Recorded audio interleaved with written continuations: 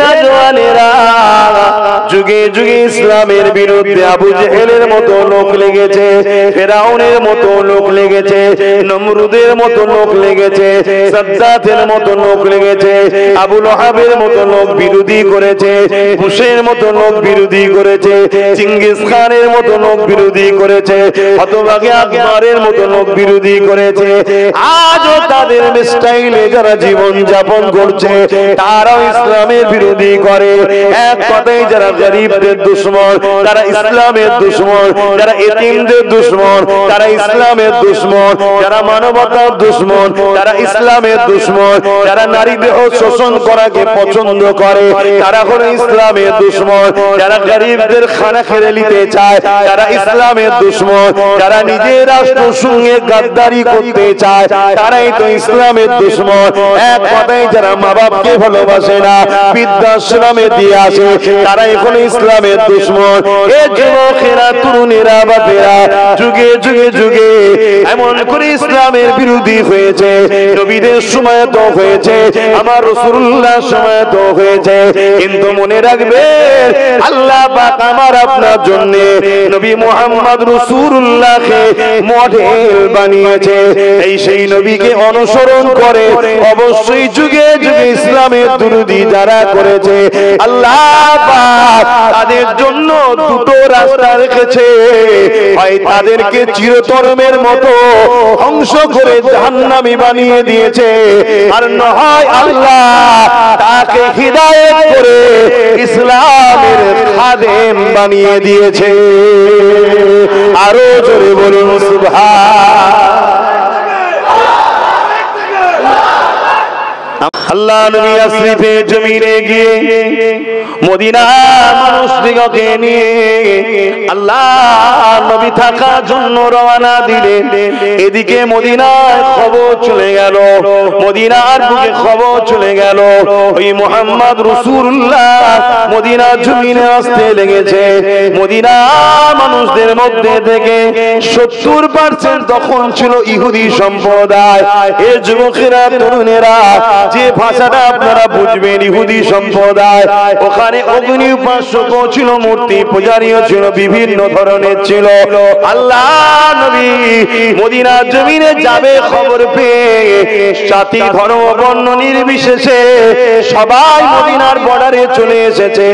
আমার নবী পাক সাল্লাল্লাহু আলাইহি সাল্লামকে ওয়েলকাম জানাবে বলে, স্বাগতম জানাবে বলে এ যুবকেরা, তরুণেরা, বাপেরা আমার নবী পাক মদিনার জমিনে চলে গেলেন। অনেক বড় কথা, ওই মদিনার ভৌগোলিক পরিস্থিতি তখন কেমন ছিল এটাও একটু আপনাদের জানা দরকার আছে না নাই?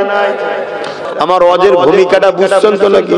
হ্যাঁ, মন দিয়ে এজন্য এরা প্রথম গরিব বানায়। আর ইসলাম কি বলছে?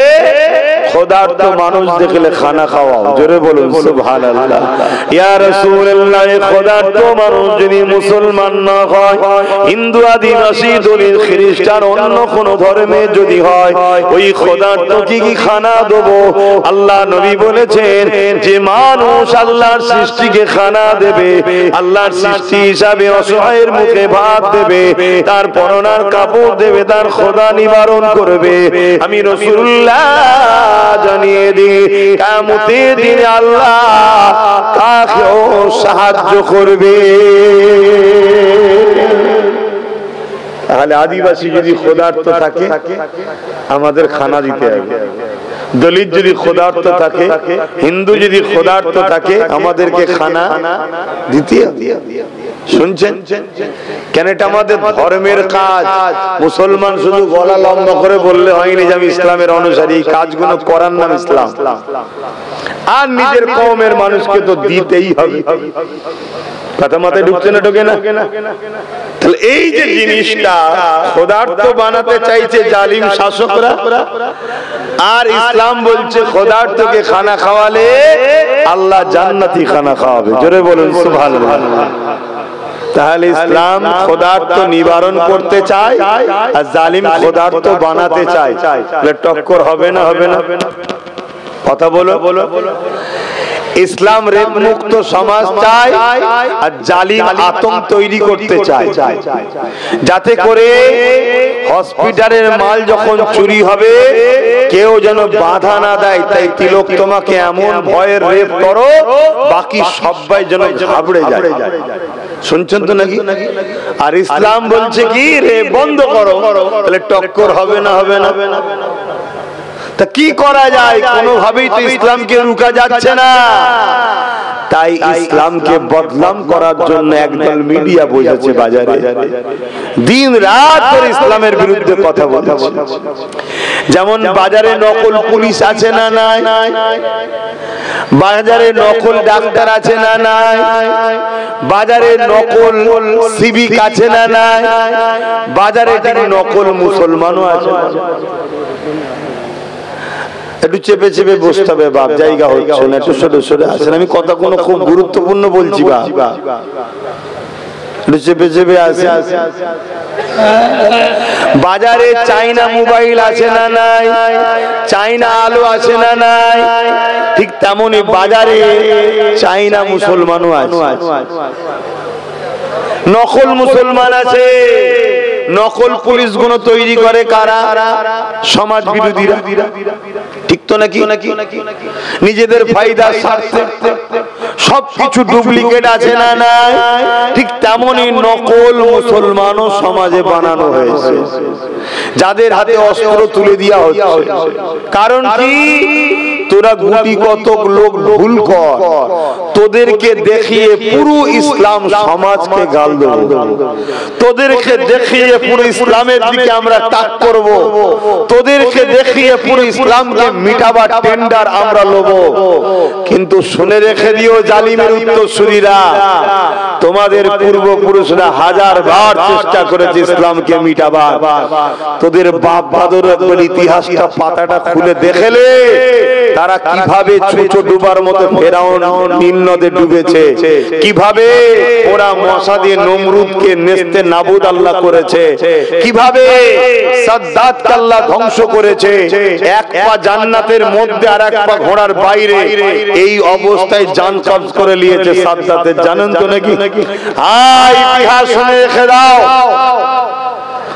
আমি আব্বাস সিদ্দিকী গলত হতে পারি, আপনি গলত হতে পারেন, আকাশে চাঁদের খুঁত থাকতে পারে, আমার আমিনা লালের আখলাক চরিত্র ও কোরআনের মধ্যে কোনো খুঁত নাই। জোরে বলুন সুবহানাল্লাহ, আরো জোরে বলুন সুবহানাল্লাহ। পাওয়ারের জোরে মাতাল অনেক কিছু বলতে পারে, ক্ষমতার জোরে চোরও অনেক কিছু বলতে পারে, ঠিক না ঠিক?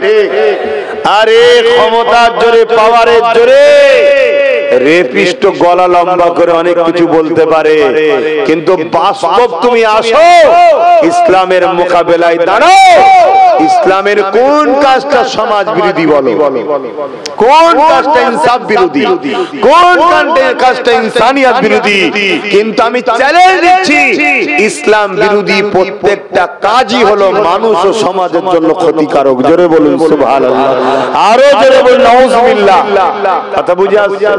হ্যাঁ, এখানে নাউজুবিল্লাহ বলতে হবে। তাহলে ইসলাম মানুষকে বাঁচার রাস্তা দেখিয়েছে, ইসলাম খোদাত্ব মানুষের জন্য লড়াই করেছে, ইসলাম গরিবের জন্য লড়াই করেছে, ইসলাম বিধবার জন্য লড়াই করেছে। মানুষগুলোকে জেন্ত জেন্ত যেদিন পুঁতে দেওয়া হতো, শুনছেন, তারা কেউ ইসলামের ছিল বাপ? কথা বলছে না। তারা তো ইসলাম মানতো না, তারা তো এক আল্লাহর মাননেওয়ালা ছিল না, তারা তো হাজারো নকল খোদাকে মানতো, তারা নিজেদের বেটিদেরকে নিজেরা পুঁততো।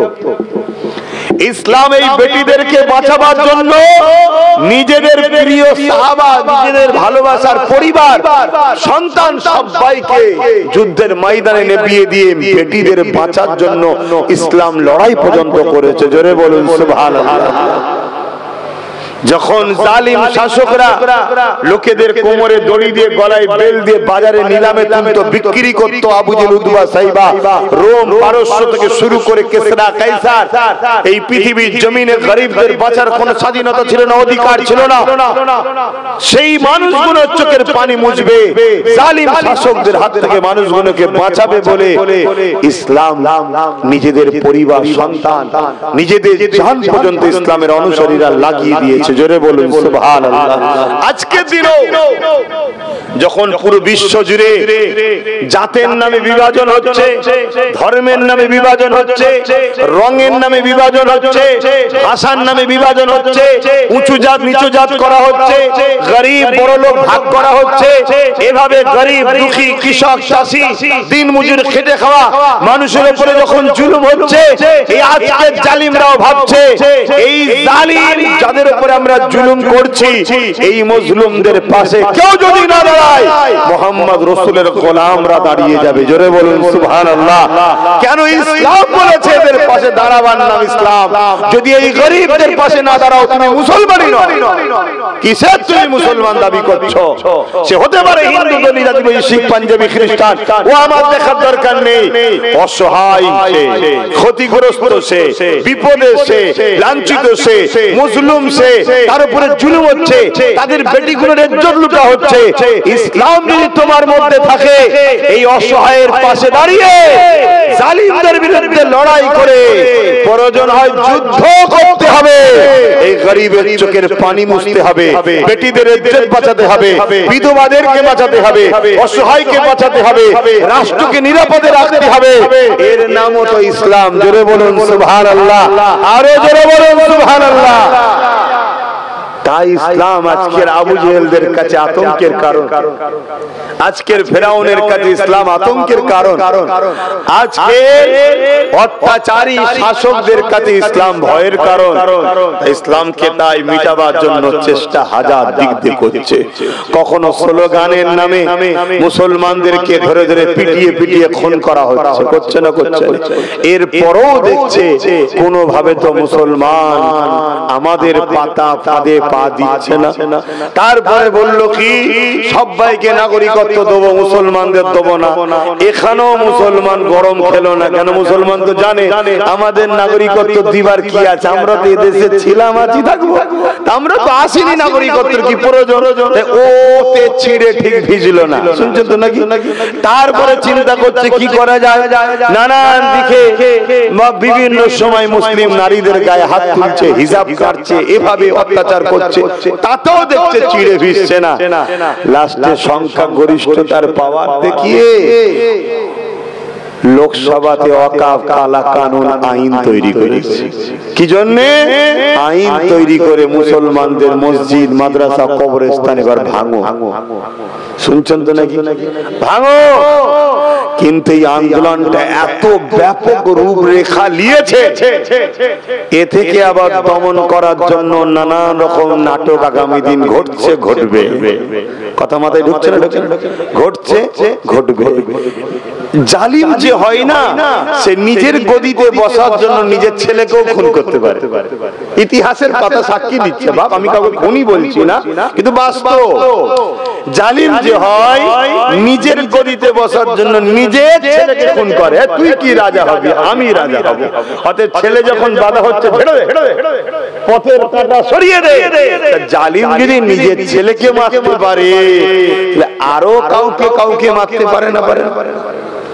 আরো কত কি দেখবেন সব হবে, শুধুমাত্র মানুষের মাইন্ডকে ডাইভার্ট করার জন্য। কথা মাথায় ঢুকছে না? কিন্তু আপনাকে আমাকে মাথায় রাখতে হবে, এই ওয়াকফ এটা ইসলামের একটা সম্পদ। ইসলামের অনেক পার্ট আছে, এটা একটা পার্ট। অতএব ইসলামের উপরে আঘাত দিয়েছে, এটা আমার দেশের বিরোধী কাজ। দেশ ইসলামের বিরুদ্ধে আঘাত দেয়নি, দেশ ইসলামের জোরে বলুন আঘাত দেয়নি। আমার দেশের হিন্দু, আদিবাসী, সাঁওতাল, খ্রিস্টান, দলিত, আরো কত ধর্মের মানুষ আছে, কেউ ইসলামের বিরুদ্ধে আঘাত জোরে বলুন দেয়নি। দেশও আঘাত দেয়নি, আমার প্রতিবেশী সমস্ত ধর্মের মানুষকেও ইসলামের উপর আঘাত দেয়নি, সংবিধানও ইসলামের উপরে আঘাত দেয়নি। আঘাত দিয়েছে কে? তথাকথিত দুর্ভাগ্য কিছু লোক ক্ষমতার জোরে চুরি করে হোক আর কোন ভুল বুঝিয়ে হোক, যাই হোক, তারা ক্ষমতার জোরে একটা কালা কানুন পাশ করিয়েছে। তাহলে তারা ইসলামের বিরোধী আঘাত দিয়েছে, ঠিক না বেঠিক? যারা ইসলামের বিরুদ্ধে আঘাত দিয়েছে তাদের বিরুদ্ধে আমাদের সংগ্রাম চলবে না চলবে না? জোরে বলুন, চলবে না চলবে না?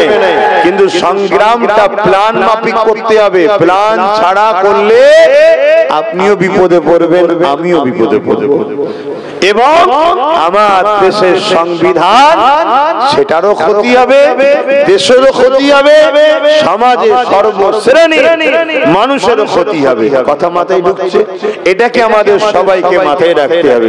অবশ্যই অন্যায়ের বিরোধী করা এটা আমাদের ধর্ম। অন্যায়ের বিরোধী করা কি? এটা ধর্ম। আর ন্যায়ের পক্ষে সাথ দেওয়া কি? ধর্ম। সে অন্যায় যদি কোনো অমুসলিমের উপরও হয় তার সাথ দিয়ে কোন মুসলমান যদি অন্যায় করে তারও বিরোধী করার নাম ইসলাম। শুনছেন তো নাকি? আমার এই বুঝছেন তো? ধরুন আপনারা বাজারে গেছেন, দেখছেন দু চারটে মুসলিম ছেলে, বুঝতে বুঝে আসছে, দাবিদার মুসলিম ছেলে, দাবিদার, সে এখন কোন অমুসলিমের উপরে জুলুম করছে। বেচারির কোনো জুলুম নেই, তার মাল ঝেড়ে নিচ্ছে, কিনে নিচ্ছে। এই জায়গায় আপনি যদি মনে করেন আরে এ তো আমার কওমের মানুষ, এ যা করছে ঠিক, ও অমুসলিম ওর মাল নিয়ে নিচ্ছে, নিয়ে নিক, ইসলাম বলছে কিয়ামতের দিন আল্লাহ আপনাকেও ধরবে, আপনারও শাস্তি হবে। ওই দুজন জালিমের তো হবেই হবে, আপনারও হবে। তাহলে ইসলামের জুলুম হালাল না হারাম? জোরে বলুন। কিন্তু আজকে ইসলামকে বদনাম করার জন্য কোর্টে গিয়ে নামের এফিডেভিট করো, বা গরিব মুসলমানকে অর্থ দিয়ে তার হাতে অস্ত্র তুলে দাও, দিয়ে তার দ্বারা সমাজ বিরোধী কাজ করো, করিয়ে ইসলামকে অপমান করো, ইসলামকে বদনাম করো। তাহলে প্রথম আমাদেরকে কি বানালো? গরিব। তারপরে কি করলো? আমাদের হাতে অর্থ, আর তারপরে আমাদের হাতে অস্ত্র তুলে দিয়ে কি করছে? সমাজ বিরোধী কাজ করছে। আর করাবার সময় কি বলছে? আরে আমরা তো সুপার পাওয়ার, আমরা তোর সাথে আছি, কোনো চিন্তা করবি না, তোর সাথে আছি। তারা কি করলো? এই অস্ত্র নিয়ে নিরীহ মানুষের উপরে জুলুম করলো, সমাজ বিরোধী কাজ করলো, সমাজে ফিতনা ছড়ালো, আর তারপরে একে কি বলে? মিডিয়াতে হাইলাইট হয়ে গেল, দেখো মুসলমান মুসলমান মুসলমান। আরে ইসলাম তো এটাই। শুনছেন? গাধার মতো কথা বলে ফেললো। মূর্খ, তুই জানিস ইসলাম কি জিনিস? তুই জানিস ইসলাম কি জিনিস? খুব দুঃখের বিষয় আমার বাপজানেরা, ভাইরা। এজন্য আল্লাহ রাসূল বলেছেন গরিবী মানুষকে কুফরির দিকে নিয়ে যায়, গরিবী মানুষকে কুফরির দিকে নিয়ে যায়। গরিবী থেকে ওঠার জন্য আমাদেরকে চেষ্টা করা দরকার। আমরা তো চেষ্টা করি, আমরা তো চেষ্টা করি। তো বাপজান আমার, ভাইজান আমার, সবকিছু মিলিয়ে আমার বলার উদ্দেশ্য একটা, হাজারো রকম পরিকল্পনা চলছে, আগামী তো আরো নতুন নতুন পরিকল্পনা চলবে। উদ্দেশ্য একটাই, ইসলামকে মিটাও, আর ইসলামের অনুসারী যারা তাদেরকে ইসলাম থেকে সরাও। যদি সরতে না চায় খরিদ করো, বিক্রি যদি হতে না চায় মেরে দাও। শুনছেন তো নাকি? এছাড়া কোনো বিষয় পৃথিবীতে কিছু চলছে না। কে খেতে পাচ্ছে, কার কি হবে, ও নিয়ে কারো কোনো চিন্তা নেই। সবার চিন্তা ইসলামকে মিটাও। আপনি আমেরিকা ইসলামের পিছনে, জাপান ইসলামের পিছনে, ইন্দোনেশিয়া ইসলামের পিছনে, ফ্রান্স ইসলামের পিছনে, ব্রিটেন ইসলামের পিছনে। হাত্তাকে মুসলিম যে রাষ্ট্রগুলো আছে তার মধ্যে অনেক রাষ্ট্রপ্রধানকেও বসানো হয়েছে ইসলামের দুশমনদের গোলামি করবে বলে। শুনছেন তো নাকি? কোথায় দুঃখের কথা বলবো, এই রকম একটা পরিস্থিতিতে দাঁড়িয়ে আমাদের করণীয়টা কি? আমাদের করণীয় কি? বাপজান আমার মনে রাখবেন, আমি আগেও বলেছি আজও বলছি, এ নওজওয়ানেরা, যুগে যুগে ইসলামের বিরুদ্ধে আবু জেহেলের মতো লোক লেগেছে, ফেরাউনের মতো লোক লেগেছে, নমরুদের মতো লোক লেগেছে, সাদ্দাতের মতো লোক লেগেছে, আবু লাহাবের মতো লোক বিরোধী করেছে, বুশের মতো লোক বিরোধী করেছে, চিঙ্গিস খানের মতো লোক বিরোধী করেছে, হতভাগে আকবরের মতো লোক বিরোধী করেছে। আজও তাদের স্টাইলে যারা জীবন যাপন করছে, তারাও ইসলামের বিরোধী করে। এক কথায় যারা গরিবদের দুশমন, তারা ইসলামের দুশমন, যারা এতিমদের দুশমন, তারা ইসলামের দুশমন, যারা মানবতার দুশমন, তারা ইসলামের দুশমন, যারা নারী দেহ শোষণ করাকে পছন্দ করে, তারা হলো ইসলামের দুশমন, যারা গরিবদের খানা খেয়ে নিতে চায়, তারা ইসলামের দুশমন, যারা নিজের রাষ্ট্রের সঙ্গে গাদ্দারি করতে চায়, তারাই তো ইসলামের দুশমন। এক কথায় যারা মা বাপকে ভালোবাসে না, বৃদ্ধাশ্রমে দিয়ে আসে, তারা এখন ইসলামের দুশমন। এ যুবকেরা, তরুণেরা, বাপেরা, যুগে যুগে যুগে এমন করে ইসলামের বিরোধী হয়েছে। নবীদের সময় তো হয়েছে, আমার রাসূলুল্লাহর সময় তো হয়েছে, কিন্তু মনে রাখবেন আল্লাহ পাক আমার আপনার জন্য নবী মুহাম্মদ রাসূলুল্লাহকে মডেল বানিয়েছে। এই সেই নবীকে অনুসরণ করে অবশ্যই যুগে যুগে ইসলামের বিরোধী যারা করেছে, আল্লাহ পাক তাদের জন্য দুটো রাস্তা রেখেছে, হয় তাদেরকে চিরতরমের মতো ধ্বংস করে জাহান্নামী বানিয়ে দিয়েছে, আর না হয় আল্লাহ তাকে হিদায়াত করে ইসলামের খাদেম বানিয়ে দিয়েছে। আরো জোরে বলুন সুবহান। আমার ওয়াজটা বুঝছেন তো? আবহাওয়া যেটা চলছে তার উপরে আলোচনা করছি, অসুবিধা হচ্ছে না তো? খুব মন দিয়ে শোনো যুবকরা, আমাদের কিন্তু অনেক ভুল আছে। আমরা যে ইসলামের অনুসারী বলি, আমরা 10% ইসলামের অনুসারী, 90% আমরা ইসলামের দুশমন। কথা যদি গায়ে লাগে আমার কিছু করার নেই, আমাদের কিচ্ছু করার নেই, কেন আমাদের কাজ কাম, উঠা বসা, চাল চলন সব ইসলামের সঙ্গে টক্কর। আমি বলেছি বাবা আর বসার জায়গা নেই। আর একটু দেখুন না আব্বা জানেরা, কেন মানুষ এসছে ভালো কাজে, আপনাদের কি কষ্ট হবে? যে আগাবেন একটু বাঁ দিক চেপে চেপে আগাবেন, আমার বাঁ দিক চেপে চেপে আগাবেন, তাহলে একটু সুবিধা হবে। কেন রাস্তা বন্ধ করবো না আমরা? কেন এটা ধর্মের কাজ হচ্ছে, ধর্মের কাজে অন্য ধর্মের মানুষের ক্ষতি করে ধর্ম হয় না। হ্যাঁ, এটা যদি কোনো আন্দোলন হতো বলতাম রোড বন্ধ করতে। শুনছেন না শোনেন? এটা কিন্তু শুধু আন্দোলন, এটা ধর্মের কাজ। আমার ধর্মের জন্য অন্য ধর্মের মানুষ কষ্ট করবে কেন? কথা বাদে শুনছেন না শোনেন? ধর্ম আমি করছি তো অন্য মানুষ কষ্ট করবে কেন? আমার ধর্ম এই শিক্ষা দেয়নি যে অন্য কাউকে কষ্ট দে তুমি তোমার ধর্ম করো না। আমার ধর্ম তো সর্ব ধর্মের মানুষের নিরাপত্তা ও প্রেম ভালোবাসার শিক্ষা দিয়েছে। জোরে বলেছে। কিন্তু দুঃখের বিষয়, এখন সমাজে মূর্খ সংখ্যা এত বেড়ে গেছে, কথা বুঝে আসছে, নতুন নতুন ইতিহাসও তৈরি করে ফেলছে। হোয়াটসঅ্যাপ ইতিহাস, কথা বুঝলেন তো? হোয়াটসঅ্যাপ ইউনিভার্সিটিতে পড়ানো হয়, গুগল ইউনিভার্সিটিতে পড়ানো হয়, ইউটিউব ইউনিভার্সিটিতে পড়ানো হয় নতুন নতুন ইতিহাস, যে ইতিহাসের আব্বা জানো নাই, আম্মা জানো নাই। শুনছেন তো নাকি? মানে যারও সন্তান যে ইতিহাসটা, ভাষাটা কি খারাপ লাগবে নাকি? ওইটাই তো বলে নাকি, অন্য কি ভাষায় বলে আমি তো জানি না। মানে কোনো ভিত্তি নেই, ভুল, কথা বুঝে আসছে তো? কিন্তু দুঃখের বিষয়, যাকে দেখতে পারি না তার চলন বেকা, ব্রেনের মধ্যে ওয়াশ করে দেওয়া হয়েছে। মুল্লাদেরকে বাঁধতে হবে, মুল্লাদেরকে কাটতে হবে, ব্রেনে ওয়াশ করেছে। যেমন আবু জেহেল ওয়াশ করেছিল আমার নবীর বিরুদ্ধে, জানেন নাকি? আমার রাসূলুল্লাহর বিরুদ্ধে ওয়াশ করেছিল। এত লোক আমার নবীর বিরোধী হয়ে গেল, আমার নবীকে আল্লাহ হুকুম করলেন আপনি ইয়াসরিব মদিনায় চলে চলে গেল। কিন্তু নবীর আলো, নবীর নূর চারিদিকে আস্তে আস্তে ছড়া। যারাই নবীর বিরুদ্ধে ছিল, নবীকে কতল করতে গেছে, শহীদ করতে গেছে, তারা বলছে আলো কিসের, কত সুন্দর, ভালো তো। বলছে এটা মুহাম্মদ রাসূলের আখলাক। বলছে হায় হায় হায়, এই মানুষটাকে এত খারাপ বলতাম। শয়তান আবু জেহেল, ওই শয়তানকে ধর, ওই ছোট বদমাই। শুনছেন না শোনেন? মানুষ দলে দলে যখন ভুল ভাঙছে, মুহাম্মদ রাসূলের গোলাম হয়ে যাচ্ছে। জোরে বলেন সুবহানাল্লাহ।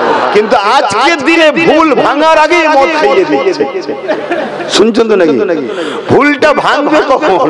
ঘোরটা কাটার আগেই অমনি বলছে আরাজ করলে। অঞ্চলে অঞ্চলে মদ তৈরি হচ্ছে, মদের অফিস তৈরি হয়েছে। আমি ভুল বলছি? এটা আমাদের দিদির দয়াতে হচ্ছে। প্রতিটা অঞ্চলে অঞ্চলে স্কুল বন্ধ আর মদের দোকান। কি গো কষ্ট লাগলো নাকি? আমাদের দিদি করেছে, তো বলবো না? হ্যাঁ, কেন? ভোর কাটার আগেই ডেট এক্সপায়ার থাকলে নেশা আরো বেশি হবে। ডেট এক্সপায়ার হলে কোনো দেবে ঘোর অবস্থায় খাওয়া, যাতে ডেটটাও না পড়তে পারে যে কি আছে। কথা শুনছেন তো? 23 ডেট আছে, ও দেখছে 29, এখনো ডেট চলবে। খা। কিন্তু মৌলিক বিষয়টা কি? মূলত আমার সমাজ ব্যবস্থা খারাপ হচ্ছে, কারবার মানুষের ধ্বংস হচ্ছে, মানুষের মধ্যে শান্তি, মহব্বত, ভালোবাসা, মিল নষ্ট হচ্ছে। সমাজের মুখে মানুষ শান্তিতে ঘুরতে পারছে না। একটা ভয় সবাই বাপ। শোনেন, আমি তো মনে করি যে মার খায় তার থেকে বেশি টেনশনে থাকে যে মারে। আপনাদের কি মনে হয়? ধরুন আমাকে কেউ মেরে, বুঝাবার জন্য আমাকে কেউ মেরে, আমি তো মার খেয়ে গেছি, আমি তো নিশ্চিন্তায় ঘুরবো। কিন্তু যে মেরেছে সে কি ভাবছে? ভাইজান যদি প্রতিশোধ নেয়, ভাইজান যদি ধরে, এই বলে মনে হয় রে, এই দিল মনে হয় রে, ওই টেনশনই ওর জিন্দেগি শেষ। তাহলে এটা কি বাঁচা? এটা কি বাঁচা? মন দিয়ে শোনেন, আমার নবী পাকের বিরুদ্ধে, ইসলামের বিরুদ্ধে তৎকালীন শাসক যারা ছিল, আবু জেহেল, উতবা, সাইবারা, আমার নবী পাকের বিরুদ্ধে মিথ্যা প্রচার চালিয়েছে। কেউ বলেছে মুহাম্মদ রাসূল জাদুকর, কেউ বলেছে মুহাম্মদ রাসূল গণককার, কেউ বলেছে মুহাম্মদ রাসূল জুলুম করে। নানা রকম ভাবে আমার নবীর বিরুদ্ধে বলেছে। আর আব্বা আম্মা জান দুনিয়ায় না, একা নবী আমার এই জমিনের উপরে একা নায়ের মেসেজ দিতে লেগেছে, মানবতার মানুষ মেসেজ দিতে লেগেছে। কোন মানুষের উপরে জুলুম হলে আল্লাহ নবী তার পাশে দাঁড়িয়ে গিয়ে জালিমদেরকে বলতে লেগেছে, কেন তোমরা আল্লাহর সৃষ্টির উপরে জুলুম করতে লেগেছো? এই যুবকেরা, তরুণীরা, বাপেরা, আমার নবী পাকের ন্যায় মেসেজ, আমার নবীর ইনসাফের মেসেজ, আমার নবীর মানবতার মেসেজ, আমার নবীর মানব দরদি কথা, আমার নবীর মানব বন্ধনের কথা, আমার নবীর গরিবের অধিকারের কথা, আমার নবীর কল্যাণের মেসেজ দুনিয়ার মানুষ যখন যার কানে যায়, সঙ্গে সঙ্গে সে জালিম আবু জেহেলের দল ছেড়ে ইমানে নূরের কালেমা পড়ে আমার রাসূলুল্লাহর দিওয়ানা হয়ে যায়। আমার নবীর পাশে দাঁড়ায়। আবু জেহেল দেখছে, আরে একটা, দুটো, তিনটে, চারটে তো মুহাম্মদ রাসূলের দিকে লোক বেরিয়ে যাচ্ছে। তো মুহাম্মদ রাসূলের যদি ম্যান বাড়ে, সংখ্যা গরিষ্ঠ যদি হয়ে যায় মুহাম্মদ রাসূল, তাহলে জুলুমের সাম্রাজ্য শেষ। শুনছেন না? শুনেন, আজকেও ভাবছে দেশ লুটা শেষ। শুনছেন তো নাকি? যে যার টেনশনে আছে, সেদিন আবু জেহেলের টেনশনে ছিল, আজকের আবু জেহেলের চালার মাইন্ড যাদের, তারা তাদের টেনশনে আছে। বুঝছেন তো নাকি? হ্যাঁ, ইতিহাস জানতে হবে।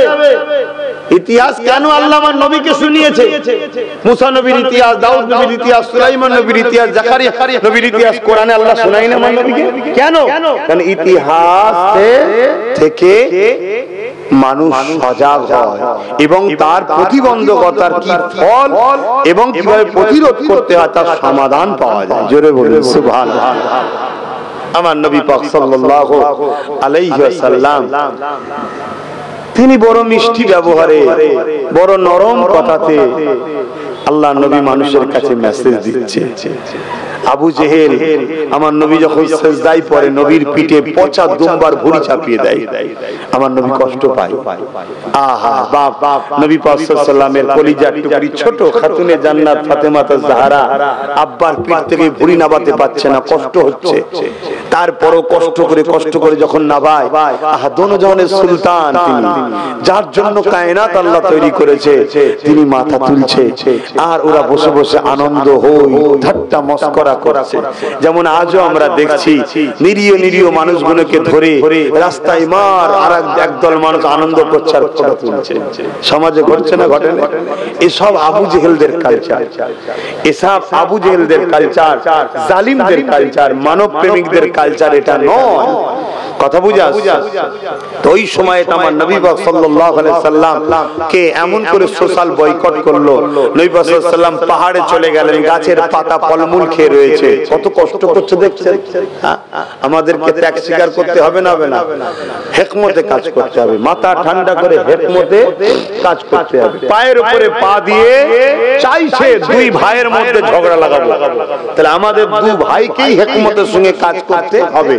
যদি আমার আরেক ভাই হিকমতের সঙ্গে কাজ করবে কি না করবে পরের বিষয়, তুমি তো মুহাম্মদ রাসূলের গোলাম, তোমার নবী বলেছে দেশকে ভালোবাসা, দেশ যাতে ধ্বংস না হয়ে যায়, তোমাকে একটু হিকমতের সাথে কাজ করা দরকার আছে না? হ্যাঁ, সেই হিকমতটা কি? আইনের পাওয়ার তৈরি করে। তাহলে অন্যায় করলে তুমি শাস্তিও দিতে পারলে, তোমার রাগটাও মিটলো, অথচ কিন্তু সমাজে কোনো হট্টগোল হলো না। প্রশাসন যদি কাউকে শাস্তি দেয় সমাজে গন্ডগোল হবে, কিন্তু প্রশাসন তো তোমার আমার কথা শুনছে না। কেন শুনছে না? কেন? প্রশাসন তোমার আমার পাওয়ারের মধ্যে নাই। কথা মাথায় ঢুকছে? তাহলে প্রশাসনিক পাওয়ার কন্ট্রোল করতে হবে। কন্ট্রোল করতে গেলে কি করতে হয় বুঝতে পারছো? যার জন্য ছোট ভাইটাকে নামিয়ে দিয়েছি, যা। কথা মাথায় ঢুকছে? তোমাদেরও তো মাথায় ঢুকাতে হবে, তোমাদের মাথায় তো ঢুকছে না। তোমরা ফ্রিতে পেয়েছো, খেয়েছো, ঘরে যে যা হয় হোক, এরকম করলে হবে? এতে কি হবে? তোমরা কোন জায়গায় কিছু হলে, এই যেমন সেই দিন সাঁতরাগাছির ওখানে দেখলাম স্কুলের একটা ছোট্ট বাচ্চা মেয়ে, এই বছর 8, 9, 10 হবে, দেখেছো হয়তো অনেকে, কে দেখেছো একটু সারা দেবে, দেখেছো ভিডিওতে? কি তাকে স্লোগান দিতে বলেছে স্কুলে? স্লোগান দিতে বলেছে না? এইটা তো চাইছে একজন কেউ চাইছে এটা মুসলিম বাচ্চা মেয়েকে ধরবো, ধরে এটা বলবো, এই খবরটা বাইরে যাবে, মুসলমানরা হাত গুটিয়ে লুঙ্গি টুঙ্গি পরে গুটকা খেতে খেতে আসবে, এসে ভাঙচুর করবে, আর আমি ফোন করে মিডিয়াকে ডাকবো, আর এই আসার পরে যা কিছু ঘটছে ওইটা মিডিয়াতে দেখানো হবে। তার আগে যে কি অন্যায় আমি করলাম ওটা মিডিয়া দেখাবে না, কেন? মিডিয়া তো আমার। শুনছেন না শোনেন? যেমন আমার দেশের একজন নাগরিক বর্ডারে আমার দেশের জন্য, দেশের নাগরিকের জন্য জীবন দিল, এই জানেন তো নাকি? নদী এই বাড়ি, এই জানেন তো? পরশু যদি নওশাদ না যেত হয়তো কেউ অনেকে জানতেই পারতো না। কেন? কোন মিডিয়া দিয়েছে দেখেছেন? মেইন স্ট্রিম মিডিয়া খবর করেছে? একটু সাইড দাও ভাই, একটু সাইড দাও, যাও আস্তে আস্তে যাও,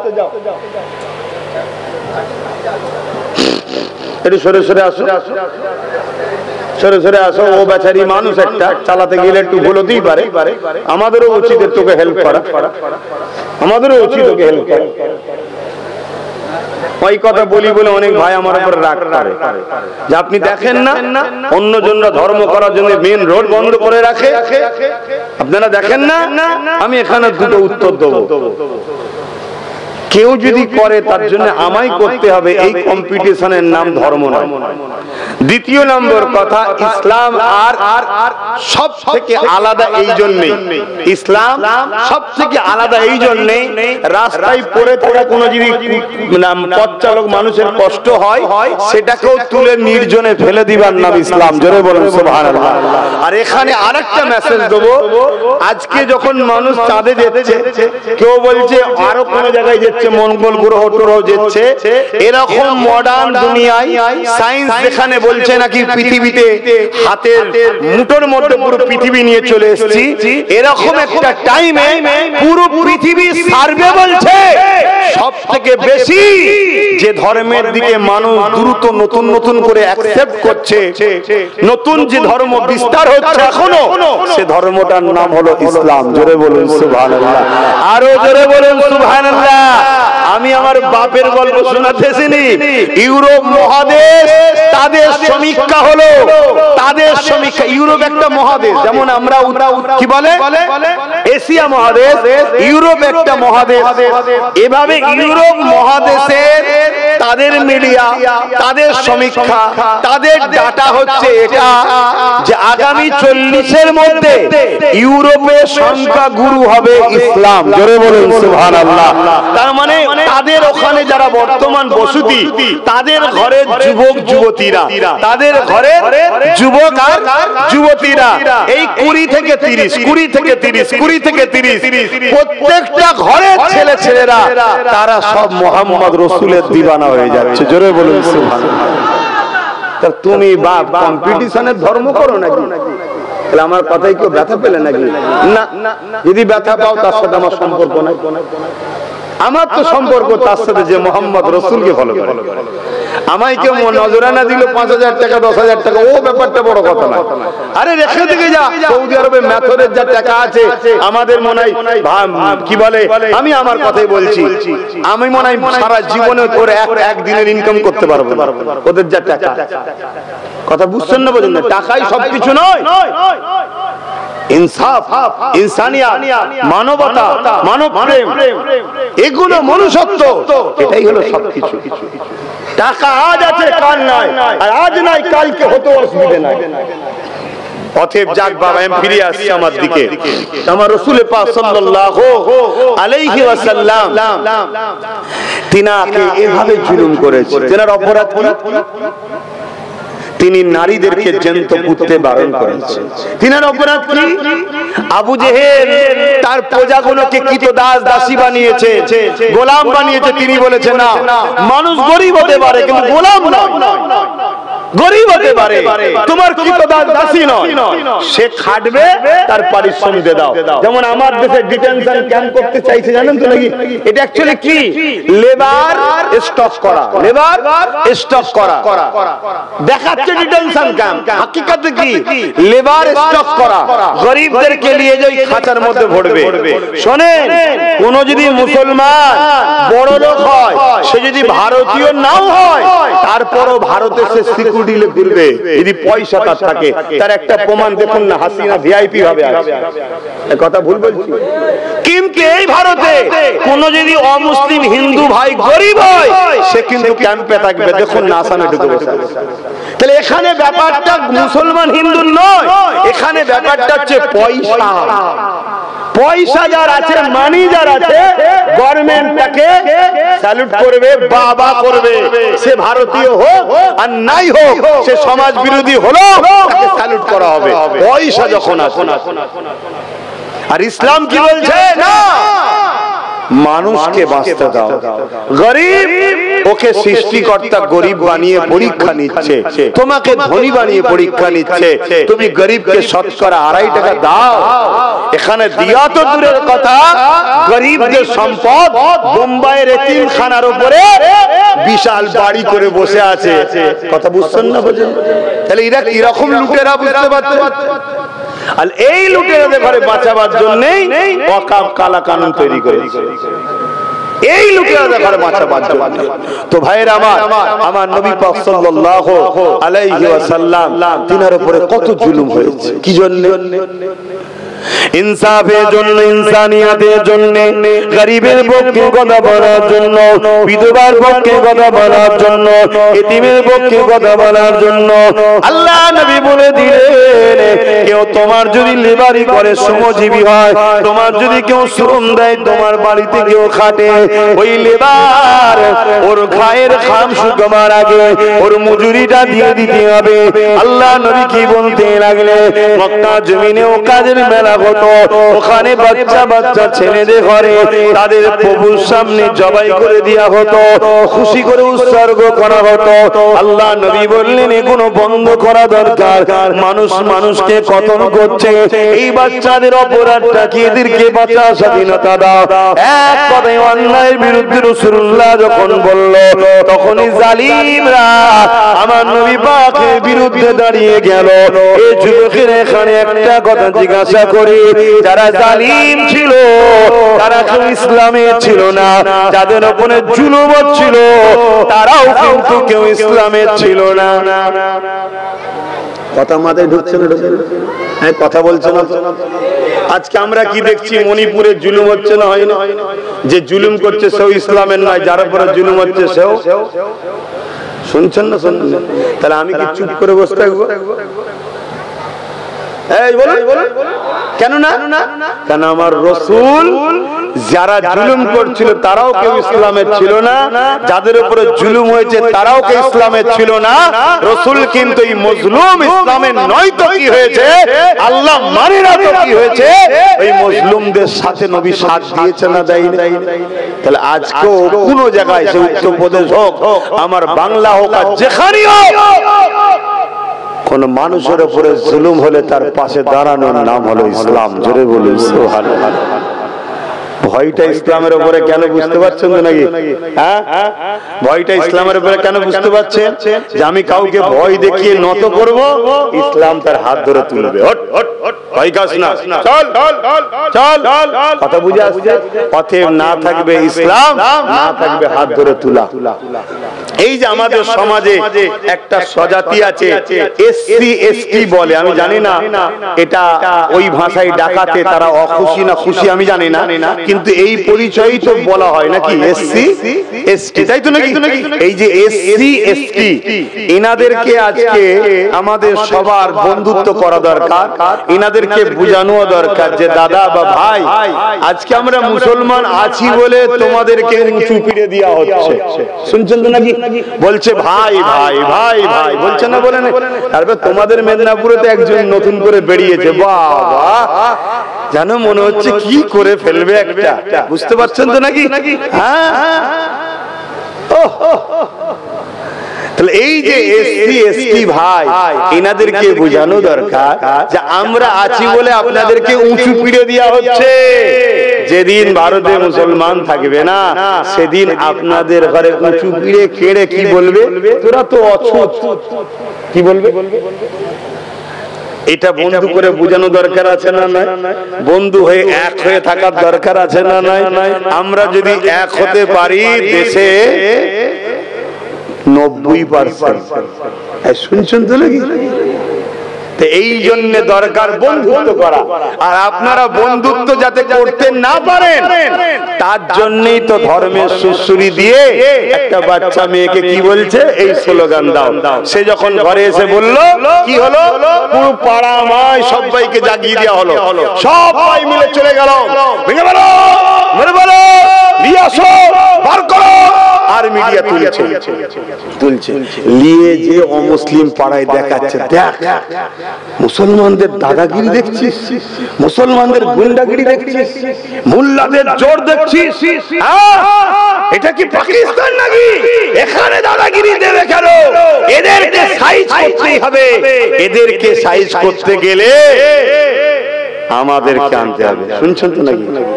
হ্যাঁ, শুনছেন? তাহলে আমরা ভুল পদক্ষেপ করছি না, করি? কথা বলুন। তাহলে সমাধান কি? এর সমাধান হলো একটাই, যাকে তুমি প্রতিনিধি করেছো তার বাড়িতে যে আমার বেটিটা স্কুলে গেছিল, আমার ছেলেটা গিয়েছিল, একে এই বলেছে, ইমিডিয়েটলি 24 ঘন্টার মধ্যে এর যেন শাস্তি হয়, না হয় সব জায়গায় বলবো যে তুমি সেজে আছো সেকুলার, কিন্তু তুমি তোমার আঁচলের তলাতে কমনাল শক্তি বাড়াচ্ছ। শুনছেন তো নাকি? হাই দেখা আপনি বুঝতে পারেন না? আপনারা মাঠে দেখবেন চট ঢাকা থাকে, চট ঢাকা থাকে, ওর তলায় বীজ রোপণ হয়, জানেন তো নাকি? ওই বীজ যখন সাইজ মতো হয়ে যায়, তখন আস্তে আস্তে বড় জমিতে ছড়ানো। শুনছেন তো? বাংলায় কেউ ওই চাদর ঢেকে বা আঁচল ঢেকে তার তলাতে কমনাল চাষ হচ্ছে। কথা বুঝছেন না? দিদি বলেন কি করে বললেন?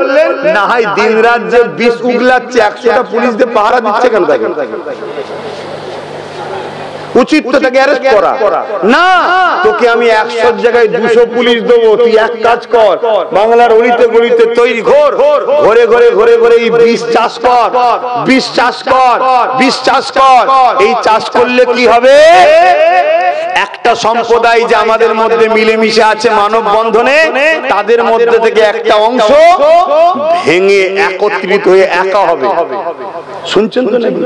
একা হবে। আর এই বিষ চাষ করাতে আমারও ফায়দা আছে। তুই যত মোল্লাদের গাল দিবি, মোল্লারা তত ভয়েতে আমার কোলে উঠবে। আমি এদেরকে আমার কোলে রেখে দেব। যখনই এরা কোনো অন্যায় হবে আর রাস্তায় যেই নামতে যাবে, আমি বলবো আন্দোলন এখানে নয়, দিল্লি যাও। শুনছেন তো নাকি?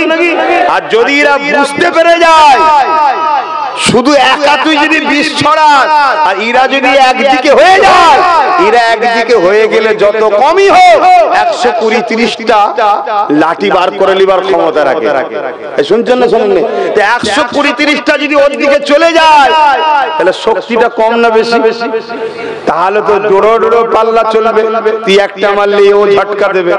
এক কাজ কর, এদেরকে আমি বোকা বানিয়ে ঘুমটা দিয়ে এদের দরদি হয়ে থাকি, এর ভেতরে ভেতরে তুই বিষ উগলা, তোর কিচ্ছু করতে পারবে না। কেন? আমার ফোর্সকে বলা আছে তোকে পাহারা দিয়ে নিয়ে যাবে। এটা হচ্ছে না? হয় না? বলুন। আমি কিছু ভুল বুঝাচ্ছি?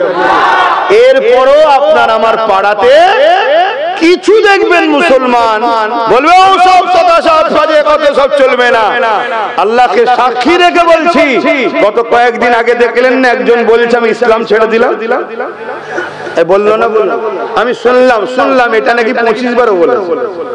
কতবার কথা বলছো? এটা নিয়ে 25 বার ছাড়লো। আব্বা ওইভাবে কতবার ছাড়লো? 25 বার শুনলাম। 25 বার নাকি এর আগে বলা হয়ে গেছে যে আমি ইসলাম ছেড়ে দিলাম। কি বলছে? এইরকম আমাদের পাড়াতে, আমাদের সমাজে হাজারো লাখো নকল মুসলমান আছে। কথা বুঝে আসছে? শুধু সময়ের অপেক্ষা, ঝটঝট লাভ মারবে, ঝটঝট লাভ মারবে। কি হলো? বলছে আমি আমার ঘরে ফিরে এলাম। তার মানে ও ইসলাম সেজেছিল, আদৌ মুসলমান নয়। কেন সেজেছিল?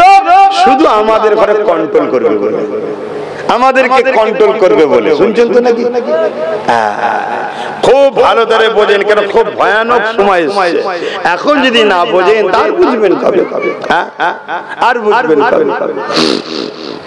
তো ভাইয়েরা আমার নবী পাক সাল্লাল্লাহু আলাইহি ওয়াসাল্লাম তিনার উপরে কত জুলুম হয়েছে।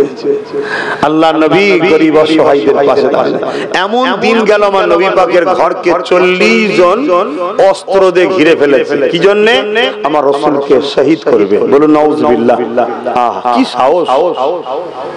সেই নবীর গোলাম আমার বাড়িতে রাত্রিরে ঘেরাও করেছিল, জানেন তো নাকি? মিলছে তো নাকি একটু একটু গোলামের? হ্যাঁ, একটু তো গোলামের নমুনা থাকবে। গোলামি করব আর ঝাড় খাবো না, গোলামি করব, মার খাবো না, গোলামি করব, দুশমন তৈরি হবে না। এ কি রকম কথা ভাই? নবীর গোলামের তো দুশমন থাকবেই। হ্যাঁ, তবে মনে রাখবেন যুগে যুগে নবীর গোলামের দুশমন অত্যাচারী শাসকরা হয়েছে। আমার মুজাদ্দিদ আল-পেশানির দুশমন ছিল না? ছিল না? কে? হতভাগা আকবর। দেখুন শাসক। আমার গরিবে নওয়াজের দুশমন ছিল না? ছিল না? কে? রাজা পৃথ্বীরাজ। শুনছেন না? শোনেন না? যুগে যুগে যুগে যুগে আপনি আর কত পিছিয়ে যাবেন, দেখুন যেখানেই যাবেন পাবেন ইতিহাস। তো ভাইয়েরা আমার চলে আসে আমার নবী পাক সাল্লাল্লাহু আলাইহি সাল্লাম, তিনি কি করলেন? আল্লাহর হুকুমে ওই ঘর থেকে হিজরত করে ইয়াসরিবে চলে গেলেন। জোরে বলুন সুবহানাল্লাহ।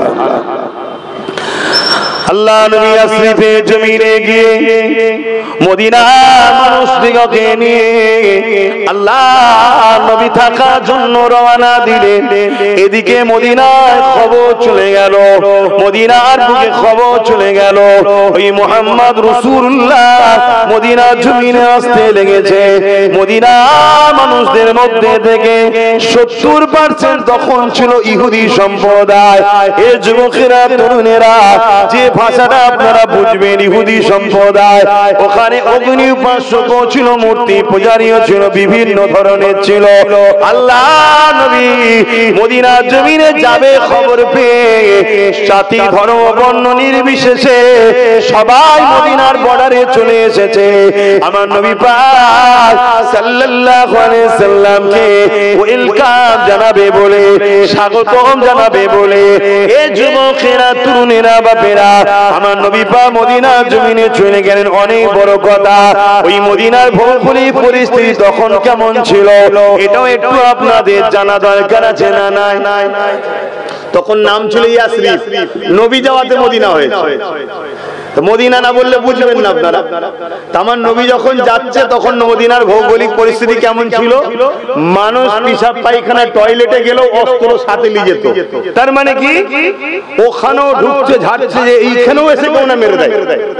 মানে ওখানে ছোট ছোট গোত্র ছিল, একে অপরে সব কাটাকাটি করতো নিজেদের মধ্যে, মারপিট, নিজেদের মধ্যে খুনোখুনি। কথা বুঝে আসছে না? যেমন আজকে ধরুন আমরা ভারতবাসী, আমরা যদি দেশবাসী একে অপরের সঙ্গে ঝগড়া করি, আমরা দেশবাসী যদি একে অপরের সঙ্গে মারপিট করি, তাহলে তো ছোট ছোট দেশগুলো আমাদেরকে ছাড়বে, ঠিক না বেটি? কেন ছোট ছোট দেশ বুঝে গেছে ওদের সংসারে শান্তি নেই, ওদের সংসারে ভাই ভাই ঝগড়া হচ্ছে, পরিবারই মারপিট হচ্ছে, খেয়ে খেয়ে যে যা খুশি চেটে নেবে। তাই আজকে ছোট ছোট দেশ আমাদের চতুর্দিকে যেগুলো আছে তারা আমাদেরকে ছাড়ছে। এত ছোট ছোট দেশ খারাপ নেবেন কি জানি না, খারাপ নেবেন কি জানি না, হুজুরের মুখে কথা মানাবে কি তাও জানি না। এত ছোট ছোট দেশ শুনছেন তো নাকি? আমরা যদি বর্ডারে গিয়ে ভারতীয়রা, আমরা যদি বর্ডারে গিয়ে ভারতীয় শুশু করে দিই, বোঝেন তো নাকি? ওই দেশগুলো ডুবে যাবে। তারাও পাল্লা নিচ্ছে ভারতের সাথে। কেন? শুধুমাত্র আমাদের নিজেদের আমাদের নিজেদের ভেতরে আভ্যন্তরীণ ঝগড়ার জন্য, আমাদের নিজেদের মধ্যে মিল না থাকার জন্য। একটা গাছ, সেই গাছের 10টা শেকড় আছে, তুমি যে কোনো একটা শেকড় কাটলে মূলত গাছ দুর্বল হবে। তো ভারত হলো একটা গাছ, এই গাছের একটা শেকড়ের নাম হিন্দু, একটার নাম মুসলমান, একটার নাম আদিবাসী, একটার নাম শিখ, একটার নাম পাঞ্জাবি, একটার নাম খ্রিস্টান। এরকম দলিত বিভিন্ন সব শেকড়, যেটাকেই কাটো মূলত দুর্বল কে হবে?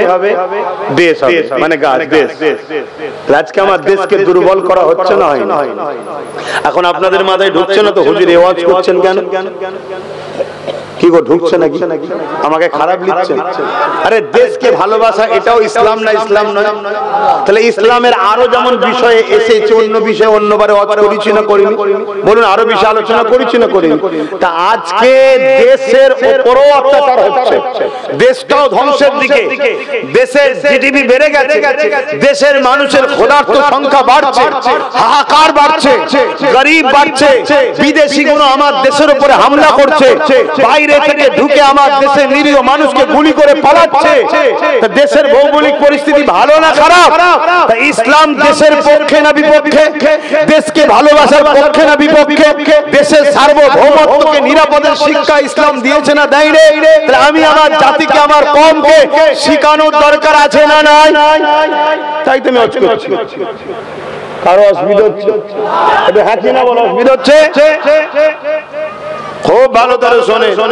তাহলে আমার নবী পাক সাল্লাল্লাহু আলাইহি ওয়াসাল্লাম সে সময় যাচ্ছে, যে সময় মদিনার ছোট ছোট গোত্রগুলো এই হাতে গোনা 2, 5টা, 10টা, 20টা কিছু হয়তো ইসলাম কবুল করেছে, মক্কা থেকে এসে করে খবর পেয়েছে। শুনছেন তো নাকি? বাকি সংখ্যাগুরু কি ইহুদি, অন্যান্য আরো অনেক ধর্ম আছে। সেখানে রাসূলুল্লাহ গিয়ে দেখছে সবাই অস্ত্র নিয়ে ঘুরছে, যে যখন খুশি এক গোত্র ঝগড়া লেগে যাচ্ছে, এ ওকে মারছে, ওকে মারছে। আল্লাহ নবী তাদের প্রত্যেকটা গোত্রের মানুষকে ডাকলেন, শুনছেন? ডেকে বসালেন, বসে রাসূল পাক সাল্লাল্লাহু আলাইহি ওয়াসাল্লাম তাদেরকে বুঝালেন যে অস্ত্র তোমরা নিজের দেশবাসী, নিজেদের এলাকার মানুষের জন্য তুলছো কেন? অস্ত্রের প্রয়োজন আছে, অস্ত্রকে তোমরা ভালোভাবে রাখো। বাইরের শক্তি তোমার মদিনার উপরে কেউ হামলা করলে মোকাবিলার জন্য রাখো। তোমরা নিজেরা প্রতিবেশী ঝগড়া করছো, প্রতিবেশী খুনোখুনি করছো, প্রতিবেশী প্রতিবেশী একে অপরকে কাটাকাটি করছো, তাহলে তো তোমার দেশকে তো সবাই মিলে ক্ষতি করবে। আল্লাহর নবী সবাইকে নিয়ে বসে তারা বুঝিয়ে তাদেরকে বলে তাদেরকে একদিনে হয়েছে মনে হচ্ছে। এবার কিন্তু আমি বলছি 10 সেকেন্ডের মধ্যে, আমি বলতে চাইছি 10 মিনিটের মধ্যে, কিন্তু একদিনে হয়নি, অনেক মাস লেগেছে। কেউ রাসূলের কথা মানে নেই, কেউ নবীর সঙ্গে খারাপ ব্যবহার করেছে। আল্লাহর নবী আবার বুঝিয়েছে, বাবা এরকম করিসনি বাবা, তাকে বুঝিয়েছে, ভাই বলে আপন করে বুঝিয়েছে। এমন কি ইহুদি ছিল সংখ্যাগুরু, নবী কি করলেন, সবাই কাবার দিকে মুখ করে নামাজ পড়তো, বাপ দাদু পূর্বপুরুষ মক্কার মানুষ সব কাবার দিকে, ইব্রাহিম নবীও কাবার দিকে, সেই দিক থেকে মুখ ঘুরিয়ে আল্লাহ নবী বাইতুল মুকাদ্দাসের দিকে মুখ করে নামাজ পড়লেন। জোরে বলুন সুবহানাল্লাহ। যাতে করে ইহুদিরা মনে করে যে আমরাও যাকে কিবলা করেছি মুহাম্মদ রাসূল, তাকে একটা ভ্রাতৃত্ব তৈরি হয়। শুনছেন তো নাকি? আর আমরা যদি ভ্রাতৃত্ব না বুঝি, পৃথিবীতে ভ্রাতৃত্ব বুঝবে কি? তাহলে আমরা যদি আজকে খারাপ হয়ে যায়, সমাজ খারাপ হবে না? হবে না? তো এই জায়গাতে আমার রাসূল পাক সাল্লাল্লাহু আলাইহি ওয়াসাল্লামের এই সব আদর্শ দেখে ইহুদিরাও কিন্তু আমার নবীর উপরে ফেদ হচ্ছে, মহব্বত বাড়ছে। শুনছেন তো নাকি? তখন সবাইকে নিয়ে রাসূল বসলেন, অনেক মাসের কথা বাপ, আমি সংক্ষেপে বলি। বসে নবী আমার বললেন, শোনো, আমাদের একটা রাষ্ট্রীয় পরিকাঠামো কায়েম করা দরকার। এই যে সব বর্ডার গুলো ফাঁকা পড়ে আছে, এই যে আজকে সব কাঁটাতা বিএসএফ, এর পৃথিবীকে তো আমার রাসূল শিখিয়েছে বন্ধু। ১৫০০ বছর আগে মুহাম্মদ রাসূলের আগে পৃথিবীতে একটা দেখাও না এরকম সিস্টেম ছিল কিনা। আমি চ্যালেঞ্জ দিচ্ছি, বলো। শুনছেন না? শোনেন। এই যে বর্ডার সিকিউরিটি ফোর্স তৈরি করা, বর্ডারের সীমা তৈরি করা, নিজাম তৈরি করা, কানুন তৈরি করা, এর জন্য নবী একটা সনদ তৈরি করলেন, ধর্মের উপরে কেউ বাড়াবাড়ি করবে না, যে যার যেটা আখলাক পছন্দ সে তার পরিবার বাচ্চাদের হাসি খুশিতে থাকবে, যে বাড়াবাড়ি করবে তার জন্য কি শাস্তি হবে, আমরা নিজেদের মধ্যে কোনো ঝগড়া করব না। টোটাল একটা সিস্টেম আমার নবী পাক তৈরি করলেন। ওই তৈরি করে নবী মদিনার রাষ্ট্র কায়েম করলেন। জোরে বলুন সুবহানাল্লাহ। আইন তৈরি করলেন, আইনের জন্য বিচারক যে হবে তৈরি করলেন। কথা বুঝে আসছে? মানে কাজী যাকে বলা হয়, বা এখন যেটা আমরা যে ভাষায় বলি কি বলে জজ, কথা বুঝে আসছে? এরকম সব তৈরি হলো, সব তোমার হুজুরের বানানো বন্ধু। ১৫০০ বছর আগে এসব ছিল না, ইনসাফ ছিল না, ইনসানিয়াত ছিল না, জোর যার মুল্লুক তার। শুনছেন? এইসব ছিল, এইসব ছিল। আরে বিবাহ প্রথাটা পর্যন্ত ছিল না। আমি চ্যালেঞ্জ করে বলছি, আসুন না, চলো বসুন ইসলামের স্কলারদের সাথে বসুন, আসুন দেখি বিবাহ প্রথাটা পর্যন্ত আমার রাসূল শিখিয়েছে। আগে কি ছিল? যে যাকে খুশি নিয়ে থাকতো। মাফ করবেন, অনেক মুরব্বীরাও রয়েছে, কিন্তু হাকিকাতটা বোঝাবার জন্য বলছি। এবং কন্যা সন্তান হলে ওই নারী এবং কন্যা সন্তান উভয় কি হত্যা করতে, এই ছিল অসভ্য চরিত্র। আমার রাসূল এসব বন্ধ করে পৃথিবীর মানুষকে নিরাপদ দিয়েছে। আর এটাও শুনে রাখে, মুহাম্মদ রাসূল শুধু আব্বাস সিদ্দিকীর নয়, মুহাম্মদ রাসূল শুধু মুসলমানের নয়, মুহাম্মদ রাসূল হিন্দু, খ্রিস্টান, দলিত, আজমি, সাঁওতাল, বাগদি সবার রাসূল তিনি। জোরে বলুন সুবহানাল্লাহ। সব ভাইয়ের জন্য তিনি মানব প্রেমিক হয়ে এসেছেন, রাহমাতাল লিল আলামিন হয়ে এসেছে। জোরে বলুন সুবহানাল্লাহ। কেউ যদি তাকে না মানে, গালি দেয় আর দেয়, সে তার নিজের ভালোবাসাকে নিজে আঘাত দিচ্ছে। কথা বুঝা আসছে? সেটা তার দুর্বল, তার শিক্ষার কম হতে পারে, তাকে কেউ ভুল বুঝাচ্ছে হতে পারে, কিন্তু মুহাম্মদ রাসূল সবার না হয় মক্কায় লড়াইটা শুরু করলো জালিমদের বিরুদ্ধে। কাদের জন্য? একটা কেউ আল্লাহ মানে না, তাদের জন্য রাসূল লড়াই করে।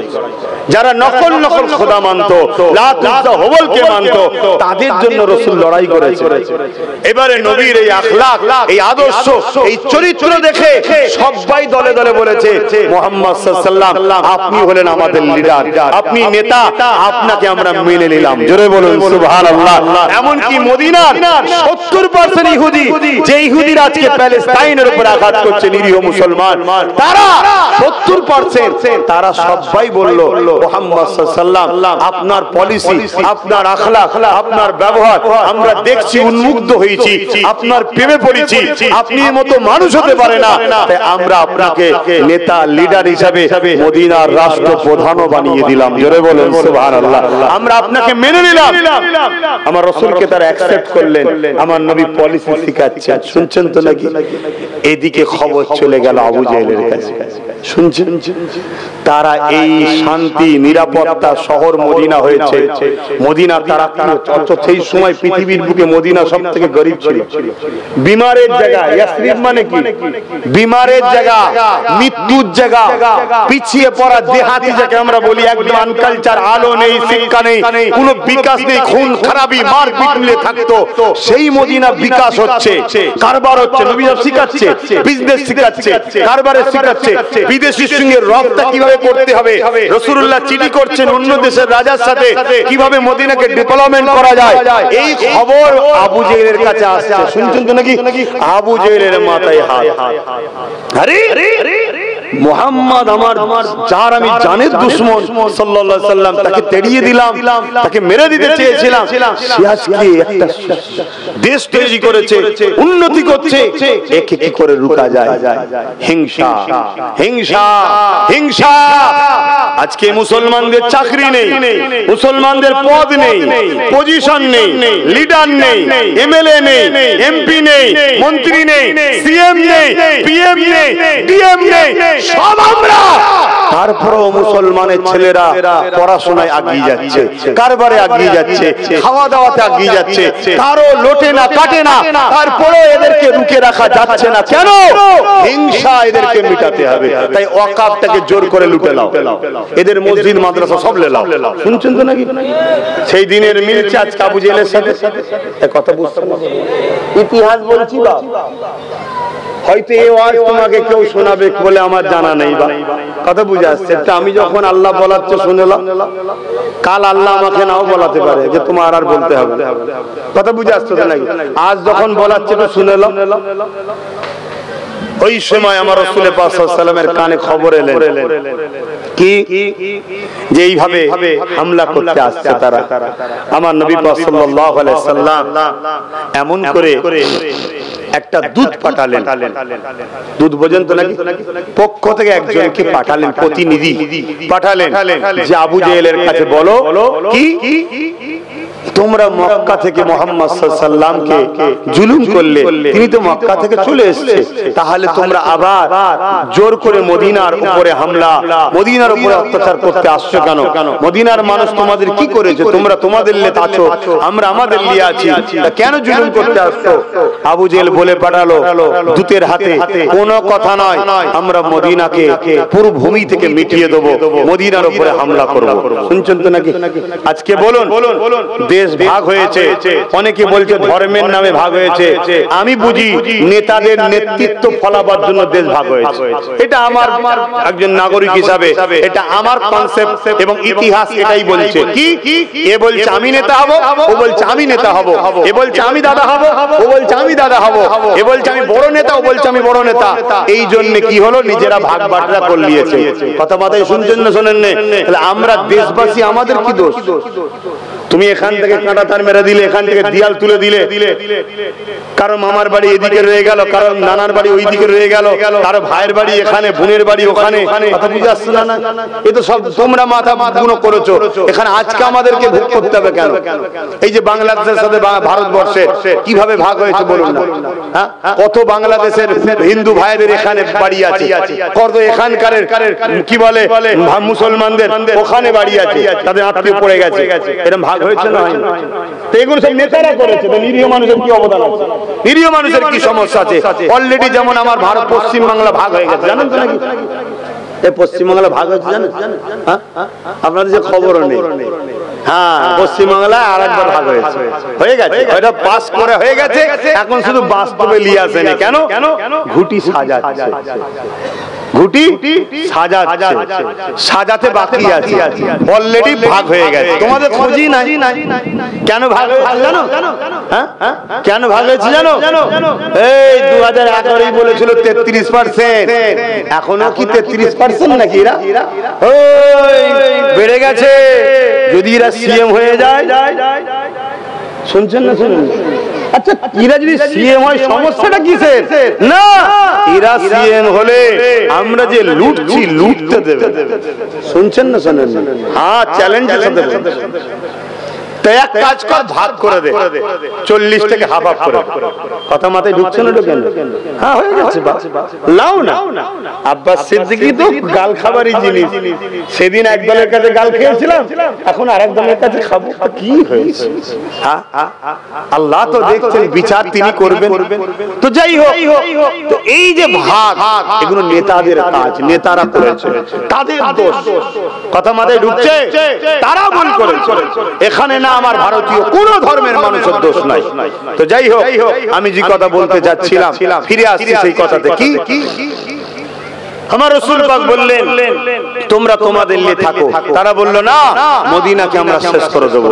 এই কথা বলতে গিয়ে বললাম, ধরুন ভাগ হয়ে গেছে, ভাগ হয়ে যাওয়ার পর পাকিস্তানে চলে গেছে, আমরা আমাদের আছি। এখন পাকিস্তান যদি বারবার আগ বেরিয়ে আমার দেশের উপরে জুলুম করে, অত্যাচার করে, বা এটা কি ঠিক হবে? কথা বলছেন, ঠিক হবে কি? কেন ভাগাভাগি হয়ে গেছে, ফুল ঠিক পরের কথা। তোরা তোদের আছিস, আমরা আমাদের আছি। আমরা আমাদের দেশে রুজি রুটি আবহাওয়া নিয়ে দেশবাসী, চাকরি বাকরি কল কারখানা আমরা আমাদের নিয়ে আছি। তোরা বারবার হামলা করবি কেন? বারবার যদি হামলা করে, একবার ভালো তারে ধুলাইয়ের দরকার আছে না নাই? জোরে বলেন, আছে না নাই? আপনার কাছে মুসলমান আগে না ইনসাফ আগে? আপনার কাছে মুসলমান আগে না সত্য আগে? আপনার কাছে ভাই আগে না সত্য আগে? সত্য। ভাই কুরবানি করা যাবে, সত্য কুরবানি করা যাবে না। ভাই কুরবানি করা যাবে, ইনসাফ কুরবানি করা যাবে না। ভাই কুরবানি করা যাবে, ইনসানিয়াতকে কুরবানি করা যায় না। সত্যি যখন একটা কাঁটা তার হয়ে গেছে, তুই তোললে থাকবে, যা আমি আমার লে থাকবো, তুই বারবার ডিস্টার্ব করবি কেন? কিন্তু দুঃখের বিষয়, বারবার তেড়ে ফুড়ে ওঠে। আমরা প্রায় দেখেছি বাপ তীরে ফেরে উঠে। আজকের কথা বলছি, কি খবর, কি খবর? এই নিয়েছে, এই নিয়েছে, এই মেরে ফেলবে, এই মেরে ফেলবে। ও বাবা, আবার দেখি বিয়ের দাওয়াত খেতে চলে গেছে পাকিস্তানে। শুনছেন না শোনেন? আমি তখন বুঝেছি এই ঝামেলা জীবনে মিটবে না, এসব সেটিং এর কারবার। যখন আমার দেশে ভোট থাকবে, তোদেরকে আমরা যে মারবো ওইটা দেখাবি, আমি এলেই ইন্ডিয়াকে শেষ করে দেবো। আর তখন আমার থাকবে, তোরাও বলবি, আমি বলবো আমি এলে ওকে শেষ করে দেবো। নাই, যে আমাদের এত ক্ষতি করছে, তার বাড়ি বিরিয়ানি খেতে যাস কেন? কথা ভুল বলছি। শুকনো ঝামেলায় সব বেটাকে ছেড়ে দিয়ে ইসলামকে গাল দে, মোল্লাদের গাল দে। সব বেটাকে ছেড়ে দিয়ে ইসলামকে গাল দে, মুসলমানকে গাল দে, ইসলামকে গাল দে, মুসলমানকে গাল দে। আর এর জন্য সবথেকে বড় যদি আসামি হয় মুসলমান উলামাগুলো, আমরা দোষী। সবথেকে বড় কালপিট বদমাইশ এই মুসলিম উলামাদের মধ্যে থেকে তারা, যারা বলে রাজনীতি করব না আর নেতাদের পয়সা ঝেড়ে খায়। এই সকল হারামখোরগুলো আমাদের শেষ করেছে। এই শয়তানগুলোকে ধরতে হবে আমাদের। কেন আমাদেরকে সবাই মিলে লাথি মারে জানেন? যেখানে যা হয় সবাই মিলে আমাদের পেটে। কেন? একটাই কারণে আমরা মার খাই, আমাদের কোন রাজনীতির পাওয়ার নেই, অর্থাৎ রাজনীতির দিক দিয়ে আমাদের আব্বাজান কেউ নেই। শুনছেন না? শুনছেন? এখনো এদের হুঁশ ফিরেছে? এখনো হুঁশ ফেরেনি, এখনো ফেরেনি। এত কিছু হবার পরও এরা এখনো কেউ বলছে যে আমাদের ওয়াকাফ চলে গেল। ওয়াকাফের বিল যারা করেছে তারা রাজশক্তির লোকেরা করেছে, ঠিক না বেটি? ওয়াকাফ আইন কারা করেছে? এই হিন্দুরা করেছে, খ্রিস্টানরা করেছে, আদিবাসী সাঁওতাল বাগদিরা করেছে না? যাদের হাতে রাজ পাওয়ার তারা করেছে। এখনো কেউ বলছে যে না, যা ভুল হয়েছে হয়েছে, সময়ের সাথে সাথে সব রকম পরিকল্পনা চেঞ্জ করতে হয়, তবে হারাম কাজ করতে নয়। অতএব চলে আসো, এখন আমাদেরকে রাজনীতির কম্পিটিশনে আসতে হবে। আমরা কোন সেকুলার দল বুঝি না, আমরা একটাই বুঝি, আমাদেরকে যে ভাগিদারি দেবে তাদের সাথে আমরা 40% থাকবো। ঠিক না বেটি? এইটা দরকার আছে না? তো সমস্ত উলামাদের আগানো দরকার আছে না? নাই? উলামারা নেতা হও, দাঁড়াও না, নেতা হও, এমএলএ হও, এমপি হও, সবাই মিলে করো, যে তোমাকে 40% ভাগ দেবে, অর্থাৎ কম বেশি 300 সিট আছে, 294, তার মানে 3 4 12, 110টা রাউন্ড ফিগারে যে তোমায় দেবে, তার সাথে তুমি টাচ হয়ে যাও, একসাথে দল করো, করে সেও জিতবে তুমিও জিতবে। এভাবে পুরো দেশে যত সেকুলার দল আছে সবার সঙ্গে সাথ মিলাতে মিলাতে মিলাতে একদিন তুমি সংখ্যা গরিষ্ঠ হবে বিধান লোকসভাতে, সেদিন আবার তুমিও বিল তৈরি করে নেবে, আমার জিনিস ফিরিয়ে দে। শুনছেন না শোনেন না? এবং ওই জিনিসের উপরে যে যা কোম্পানি ফ্যাক্টরি বাড়ি টাড়ি যা করবে তাতে বিল লিখা থাকবে, এগুলো হচ্ছে ক্ষতিপূরণ হিসাবে সব লিয়া হচ্ছে, সব হয়ে যাবে অকাপে। কথা মাথায় ঢুকছে না? এটা কেউ বলবে না, এটা কেউ বলছে না, বলছে কেউ? এজন্য বাপ এদের শুনে আমার মতের মিল খাই না।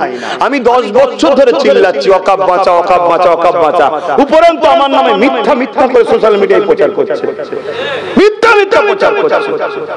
আরেকটা কথা এখানে বলে যায়, একটা অ্যাপ বের হচ্ছে, আপনারা খবর পেয়েছেন হয়তো, কি এবি অ্যাপ নাকি এটা অ্যাপ বলে, এআই অ্যাপ, এআই অ্যাপ একটা বেরিয়েছে, খুব খতরনাক ব্যাপার। আগামী দিন পুরো পৃথিবীর কন্ট্রোলে চলে যাবে, যার খুশি মুখে যা রকম খুশি ভাষা যা খুশি বার করবে।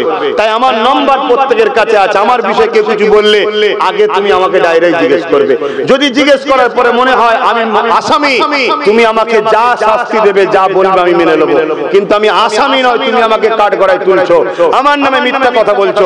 আরে আমি কোথায় যাব না যাব এটা কি আমার ব্যক্তি স্বাধীনতা নেই?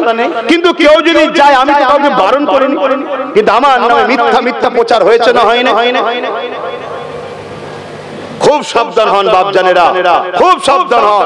আন্দোলন করতে হবে, লড়াই করতে হবে, সংগঠন করতে হবে, ইউনিট করতে হবে, রাজ ক্ষমতা তৈরি করতে হবে, কিন্তু বাপ গাদ্দারের সাথে নয়, মুনাফিকের সাথে নয়।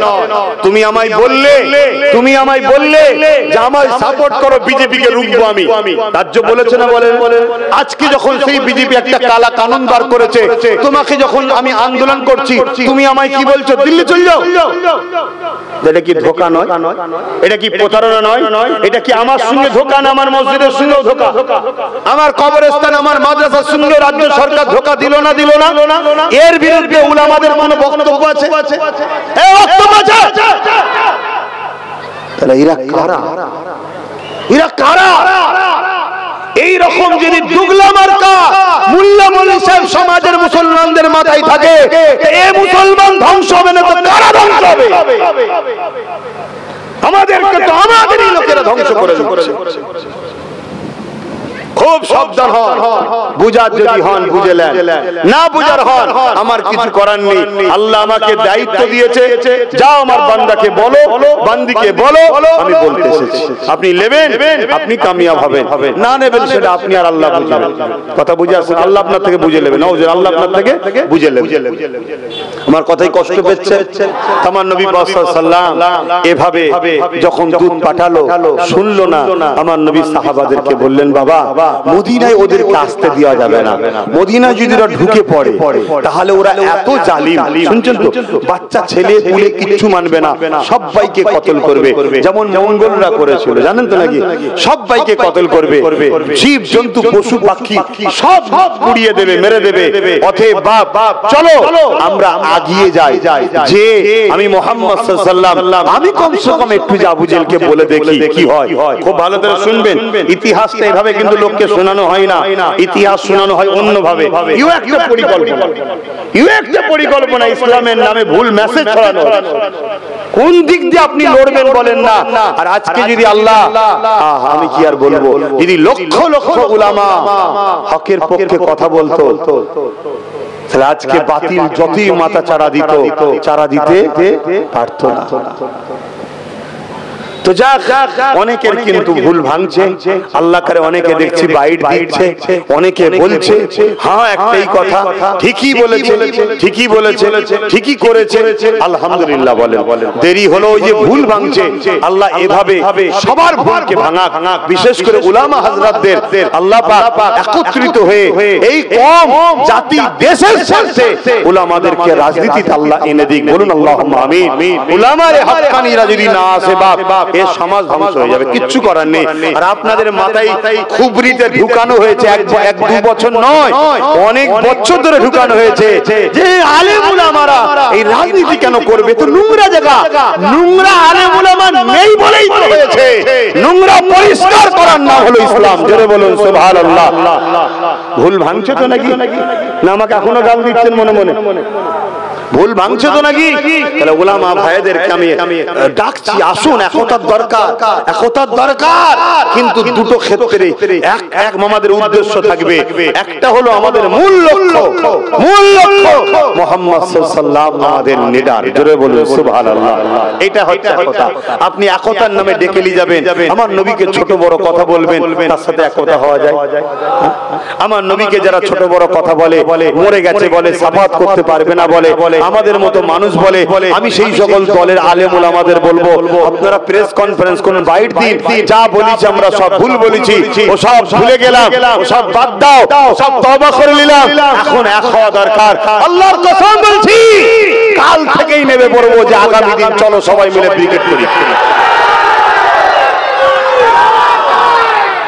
কিন্তু তোমায় বলতে হবে, শুনছেন না শোনেন না, তুমি আমার নবীর দুশমনি করবে, তোমার সাথে একতা হতে পারবো না। কেন? তুমি একতার নামে যারা নবীর প্রেমিক আছে ওদের সঙ্গে মিশতে চাইছো, মিশে এদেরকে আবার নবীর দুশমন বানাবে।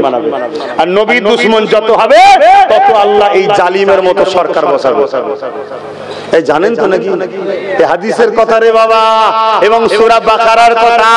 আল্লাহ বলছে তোমরা আমার হাবিবকে ছেড়ে যখন দূরে সরে যাবে, আমি আল্লাহ তখন জালিম হুকুমত বসিয়ে তোমাদেরকে টাইট দেব। তাহলে এই গাছের পাতা লড়ে কার হুকুমে? একটু আগে হাওয়া হচ্ছিল কার হুকুমে? এখন হাওয়াটা বন্ধ হয়েছে কার হুকুমে? আকাশে যে বাস চমকালো কার হুকুমে? পানি হবে কি হবে না কে জানে? যদি হয় কার হুকুমে, যদি না হয় কার হুকুমে? আমার পৃথিবীতে যা কিছু আছে সবকিছু কার? এই যে গাছের পাতা লড়ে সৃষ্টিকর্তা আল্লাহর হুকুম ছাড়া অন্য কারো হুকুমে লড়ে? জোরে বলুন। ভারতের প্রধানমন্ত্রী কি হবে? এটা আল্লাহর হুকুম ছাড়া হয়? এই জোরে বলুন। তাহলে ভারতের প্রধানমন্ত্রীকে প্রধানমন্ত্রী বসিয়েছে কে? এই জোরে বলুন। তাহলে আল্লাহ যাকে প্রধানমন্ত্রী বানিয়েছে এর পিছনে রহস্য আছে না নাই?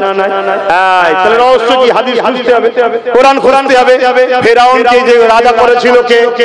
নমরুদকে রাজা করেছিল কে? ফেরাউনকে রাজা করিয়ে মুসা নবীকে একা একা পাঠাচ্ছে, যাও ফেরাউনের কাছে। কি বলছে? দুনিয়ার মানুষকে দেখাচ্ছে যে আমার প্রেমিক হওয়া এক চারটিখানি ব্যাপার নয়, আমার প্রেমিক যে হবে সে মুসার মতো, ফেরাউনের মতো জালিম রাজার সামনে মুসার মতো একা গিয়েও প্রতিবাদ করবে। জোরে বলুন সুবহানাল্লাহ। আরো জোরে বলুন।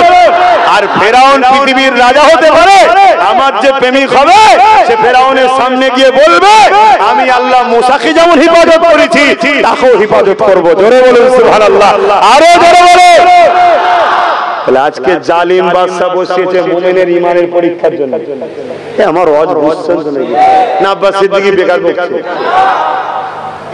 হাই রে হাই রে হাই রে, আখেরি জামানা।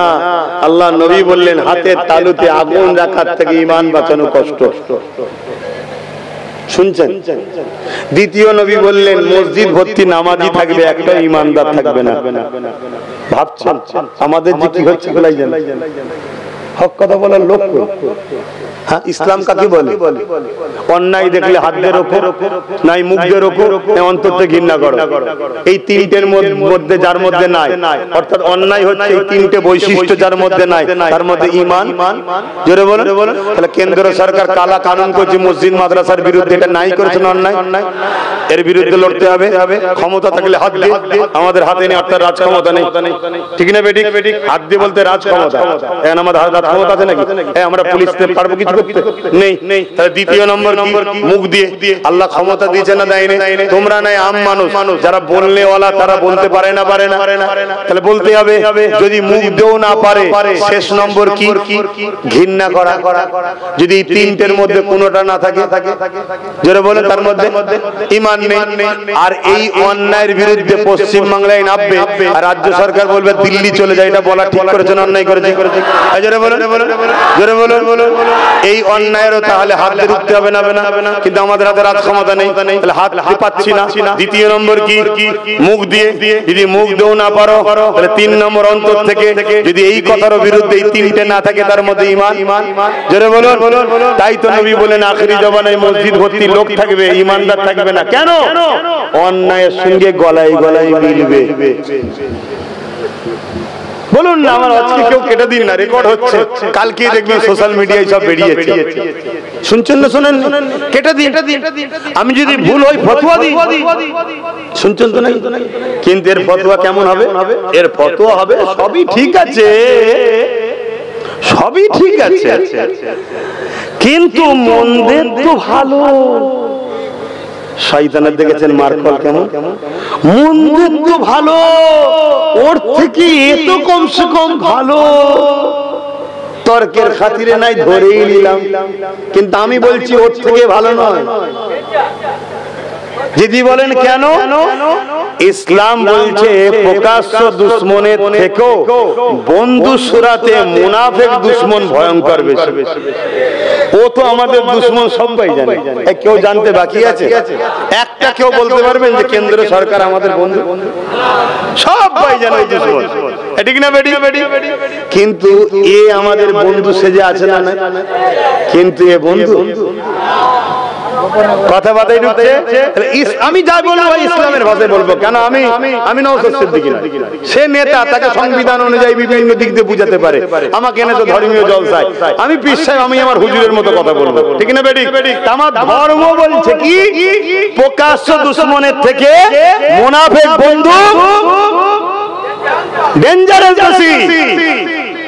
হযরত সালাউদ্দিন আইবি 12,000 সৈন্য নিয়ে 4 লক্ষ প্রকাশ্য দুশমনের মোকাবেলায় লড়েছিল, 12,000 জিতেছে, 4 লক্ষ হেরেছে। জোরে বলুন সুবহানাল্লাহ। সালাউদ্দিন আইবি মন খারাপ করে ঘরে বসে আছে। সবাই বলছে হুজুর আপনার মন খারাপ কেন? এত বড় বিজয় পেলাম, আনন্দ করা দরকার। সালাউদ্দিন আইবি বলল, রে 4 লাখ কেন, 40 লক্ষ যদি প্রকাশ্য দুশমন থাকে, তারও মোকাবেলা করে কৌশল অবলম্বন করে বুদ্ধি খাটিয়ে প্ল্যান তৈরি করে জিতা সম্ভব। জোরে বলুন সুবহানাল্লাহ। কিন্তু দেখবে ভাই, সাইড দেবে, কিন্তু শুনছেন তো নাকি? কিন্তু আমাদের মধ্যে কিছু গাদ্দার আছে। কে বলছে? সালাউদ্দিন আইবি আজ থেকে 700-800 বছর আগের কথা বলছে। আমাদের মধ্যে কিছু গাদ্দার আছে, এই গাদ্দার গুলোকে যদি আমি ঠিকানা না লাগাতে পারি তাহলে কম খুব শীঘ্রই ধ্বংস হবে। তো হুজুর কি করলেন? বাদশা তিনি, মিশরের রাজা, তখন কি করলেন? একটা গোয়েন্দা টিম তৈরি করলেন। গোয়েন্দা টিম, শোনো যুবকরা মন দিয়ে, আমাকে অনেকে ক্রিটিসাইজ করে, আব্বাস সিদ্দিকী জলসাই সব দাড়ি চাচা, প্যান্ট শার্ট পরা, গুটকা খাওয়া, বলে না? আমিও জানি, যাক আলহামদুলিল্লাহ। খারাপ গুণ কি তো ভালো করতে হবে রে বাবা। এক। দ্বিতীয় নম্বর, এরা পান খেতে পারে, গুটকা খেতে পারে, প্যান্ট শার্ট পরতে পারে, দাড়ি চাচতে পারে, এরা ধর্মের গাদ্দার নয়। কিনা কথা শুনছেন না? শোনেন না? গাদ্দারের সাথে থাকা যাবে না, গাদ্দারের সাথে থাকা যাবে না, প্রকাশ্য বদমাইশের সাথে থাকা যাবে। ওকে বুঝানো যাবে এই বদমাইশি করিসনি। আর সামনে সুফি সাহেব আল্লাহর ওলি, ভেতরে ভেতরে শয়তানি, ওর সাথে থাকলে বিপদের শেষ নেই। আমার কথা কি কষ্ট হচ্ছে না? না, দাওয়াত দিয়ে নিয়ে স্যার আপনাদেরকে কষ্ট দেবে এটা আমি চাই না, একটু বলবেন। তবে তেল মাখাতেও তো পারিনি, কি করি বলেন না? মাঝে মাঝে তাহলে পার্লারে যে মেসেজ করা শিখতে হবে। আব্বাজান দোয়া করছেন তো? ঠিক বলছি তো আমি? ছেলেগুলোকে বুঝাতে হবে। তো ওই সময়তে সালাউদ্দিন আইবি একটা গোয়েন্দা টিম তৈরি করলেন, শুনছেন? আবহাওয়া কেটে গেলে আবার সব অন্য আরো আলোচনা আছে, সব হবে, চিন্তা করছেন কেন? ওই সময় দেখে গুরগুর করছে, তাড়াতাড়ি বলে দিই। সালাউদ্দিন আইবি হুজুর ওই গোয়েন্দা টিম তৈরি করে ওই আইবি সিবিআই গোয়েন্দা গুলো থেকে পাঠালো কোথায়? মসজিদে, মাদ্রাসায়, খানকায়, মক্তবে, আলেমের কাছে, মুফতির কাছে, বক্তার কাছে। শুনছেন নাকি? কেন ভাই? কেন? ভাবতে হবে না? এভাবে ওই গোয়েন্দা 3000 মুনাফিক ধরেছে, যাদের মধ্যে কেউ ইহুদি ছিল, কেউ খ্রিস্টান ছিল, কেউ নাস্তিক ছিল। বিভিন্ন ভাবে তারা ইসলামের লেবাসে কেউ ইমামতি করেছে, কেউ বড় মুফতি হয়েছে, কেউ বড় পাগড়ি পরে ফেলে হুজুরও হয়েছে, এরকম সব সেজে বেড়াচ্ছিল। শুনছেন তো নাকি? এদের মধ্যে থেকে 3000 কে ধরেছে, ধরে সালাউদ্দিন আইবি কতল করেছে। শুনছেন? হুজুর অসুস্থ, আল্লাহর হুকুম চলে যাবে, হুজুর কাঁদছেন আর বলছেন, আল্লাহ আপনি যদি আমাকে কিছু সময় দিতেন, আপনার বান্দাগুলোকে মুনাফিক মুক্ত করে যেতাম। শুনছেন? গায়েবী আওয়াজ আসছে। ওলিদের উপরে কি হয়? ইলহাম। ও নবীদের উপরে ওহী, গায়েবী আওয়াজ আসছে। সালাউদ্দিন, আমার মুমিনদের পরীক্ষা করব কাদের নিয়ে? কি বুঝলেন? তাহলে আবু জেহেলকে কে বানিয়েছে? আর আবু জেহেল আমার নবীর সাথে খারাপ ব্যবহার করেছে না করেনি? আপনি বলতে পারবেন নবীকে আল্লাহ ভালোবাসেন? এটা কেউ বলতে পারবে? আমাকে নাই ভালোবাসেন বলতে পারে সবাই, আপনাকেও নাই ভালোবাসেন। আমার নবীকে কি আল্লাহ ভালোবাসেন? সেই নবীকে আবু জেহেল মারছে, গায়ে হাত তুলেছে, কষ্ট দিয়েছে, খেতে দেয় না, কত আঘাত দিয়েছে, দিয়েছে না দেয় না? আচ্ছা, আল্লাহ তো আবু জেহেলকে মেরে দিতে পারত, যে আমার নবী আসছে তুই থাকিস নি, চলাই। কি বুঝছেন? আমার নবী হলো আমাদের জন্য মডেল। তা জালিমের সামনে মুমিন কিভাবে থাকবে নবী সেটা দেখাচ্ছে। জালিম জুলুম করবে আর নবী তাটা ডিফেন্স করে কিভাবে জীবন যাপন করছে ওটা আমাদেরকে আল্লাহর নবী শিখাচ্ছে। তাহলে পরীক্ষার জন্য জালিম থাকবে না? থাকবে না? তাহলে দেশের মাথায় বসিয়েছে জালিমকে দুটো কারণে, ইমানদারের পরীক্ষা আর মুনাফিকের জন্য শাস্তি। তুমি কি ভাবছো মুনাফিক গুলো পার পেয়ে যাবে নাকি? না না না, এখন তোমার হাতে আমায় শেষ করাবে, তারপরে তোমার পালা আসছে। কথা বুঝে আসছে নাকি? আরে এত প্রমাণ আমরা দেখেছি। আমারই ভারতবর্ষে কোন একজন কি রেজবি না কি নাম ছিল,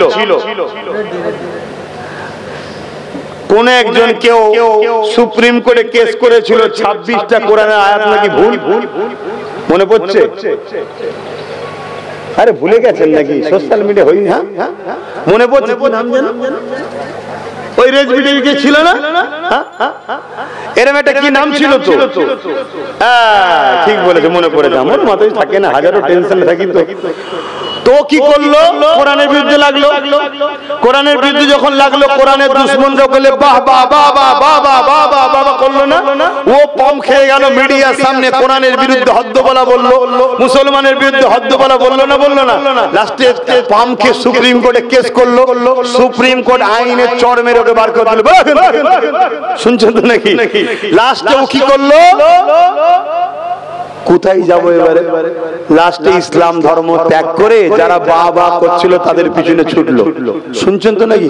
তাদের সাথে কিছুদিন থাকলো, তারা একে কিছুদিন অ্যাড দেখালো দুনিয়ায়, দেখো দেখো ইসলাম ছেড়ে চলে এসেছে, দেখো দেখো ইসলাম ছেড়ে চলে এসেছে। আর ও ভুল ভাল করতে শুরু করলো। শুনছেন তো নাকি? কিছুদিন পরে শোনা যাচ্ছে রাস্তার কুকুরের থেকেও বেহাল, কেউ আর পৌঁছে না। যারা গেছে তারাও লাইন। শুনছো তো নাকি? তারা বলছে বেরো বেরো বেরো বেরো, সেখান থেকেও লাথি খেয়েছে। লাস্টে ইঁদুর উদর লাথি খেয়ে কখনো ই ফুটপাতে, কখনো ফুটপাতে, কখনো সেখানে। লাস্টে বলছে আমাকে আত্মহত্যা করতে হবে। তোর মতো কুকুরের আত্মহত্যা ছাড়া দ্বিতীয় কি রাস্তা আছে? ঠিক আছে, তোর ভালো লেগেছে কোনো জায়গায় যেতে পারিস, আমাদের কোনো আপত্তি আছে নাকি? কেউ যদি চলে যায় আমাদের আপত্তি? একটু কথা বলছেন না কেন? তার রুচি, তার পছন্দ। হ্যাঁ, আজান হচ্ছে। আচ্ছা আচ্ছা, আজানটা হয়ে যাক, নামাজটা কটায়? আজকে সব মুনাফিক মুসলমান গুলো আছে, এরা ভাবছে তো আমাদের খুব বাহবা হচ্ছে। না না, প্রথম তোদেরকে দিয়ে আমরা ভালো যারা আছে আমাদেরকে শেষ করবে। কথা বুঝে আসছে? তারপরে কি বলছে কি, যখন কাজ মিটে যাবে তখন তাদের পালা আসবে। অতএব সময় থাকতে থাকতে কারো বিরুদ্ধে নয়, কারো ক্ষতি করে নয়, মানুষ জাতির জন্য, সমাজের শান্তির জন্য আমাদেরকে পার্টিসিপেট, পার্টনারে, ভাগীদারিতে রাজশক্তির দরকার আছে না? নাই? আমি আব্বাস সিদ্দিকী নেতা হয়নি, দাঁড়াইনি, আলাদা কথা। কিন্তু আমার ভাই দাঁড়িয়েছে, তাকে সম্পূর্ণ সাপোর্ট করি। আরো যদি কেউ ভালো ভালো লোক দাঁড়ায় তাকে সম্পূর্ণ সাপোর্ট করা দরকার আছে না? হ্যাঁ, আসুন আমরা সংগঠিত হই, ঐক্য হই। হ্যাঁ, আর যার সমস্ত উলামারা বলছেন এক হওয়া দরকার, সব ভুলে যাও। ফুরফুরাওয়ালা, অমুকওয়ালা, তমুকওয়ালা, এইওয়ালা, সেইওয়ালা সব ভুলে যাও। অবশ্যই ভুলে যাব, 100% ভুলে যাব। কিন্তু তোমরা যে নবীর শানে গুস্তাখি করে রেখেছো, এলিয়ে ক্ষমা চাইতে হবে।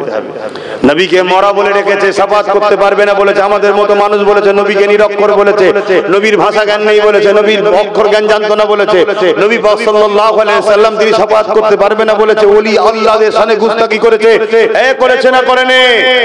হ্যাঁ, কবর জিয়ারত করাকে মানব পূজার সঙ্গে সমতুল্য করেছে। আমার রাসূলুল্লাহ কবর জিয়ারত করেছে, তাহলে আমার নবী কি মানব পূজারী ছিল?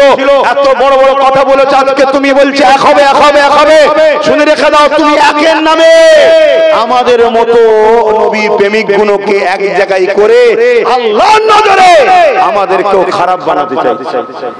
যদি বলো না এক হওয়া দরকার, 100% আমিও রাজি, বাইট দাও, বাইট দাও দিয়ে বলো রাসূলুল্লাহর বিরুদ্ধে আমরা যা বলেছি সব মিথ্যা, ভুল। রাসূল হায়াতুন নবী, শাফাআতুন নবী, মেরাজ ওয়ালা নবী। তাহলে আমি আব্বাস সিদ্দিকী বলছি চলো এক হতেই তো হবে, হুজুরের জন্য এক হতে হবে, ঠিক না বেটি? আমার কথা শুনে এখন যদি কোনো মুসলমানের মনে হয় যে ভাইজান সবই বুঝলাম, আমরা যদি এক না হই সংখ্যায় কম হয়ে যাব, আমি ওই কপাল ফাটা মুসলমানকে বলবো ইসলাম কখনো সংখ্যাতে জেতে নে, ইসলাম কখনো অর্থতে জেতে নে, ইসলাম কখনো রাজ পাওয়ারে অস্ত্রতে জেতে নে, ইসলাম কখনো মানি পাওয়ারে জেতে নে। ইসলাম যতবার জিতেছে ইমানদারের সিনার পাওয়াতে আল্লাহর সাহায্যে জিতেছে। জোরে বলুন সুবহানাল্লাহ। আর একটু যদি খুলে বলি, যতবার আমরা জিতেছি আল্লাহর রহমতে জিতেছি। জোরে বলুন সুবহানাল্লাহ। আল্লাহর রহমতটা কি এবারে জানতে হবে। ওয়া আরসালনাকা ইল্লা রাহমাতাল লিল আলামিন। আল্লাহর রহমতটা হলো মুহাম্মাদুর রাসূলুল্লাহ। জোরে বলুন সুবহানাল্লাহ। তাহলে ইসলামে যতবার আমরা জিতেছি মুহাম্মদ রাসূল সিনায় ছিল তাই জিতেছি। জোরে বলুন সুবহানাল্লাহ। যাদের দিলে নবী নেই আর তাদের সঙ্গে থেকে যারা আমাদেরকে মারতে চাইছে এরাও জানে, এরাও জানে পারমাণবিক শক্তি আছে তো কি হয়েছে, সিনা থেকে যদি মোহাম্মদ রসুল বার করা না যায় পরমাণু বোমও ফেল হয়ে যাবে, ফাটবে না। জোরে বলুন সুবহানাল্লাহ।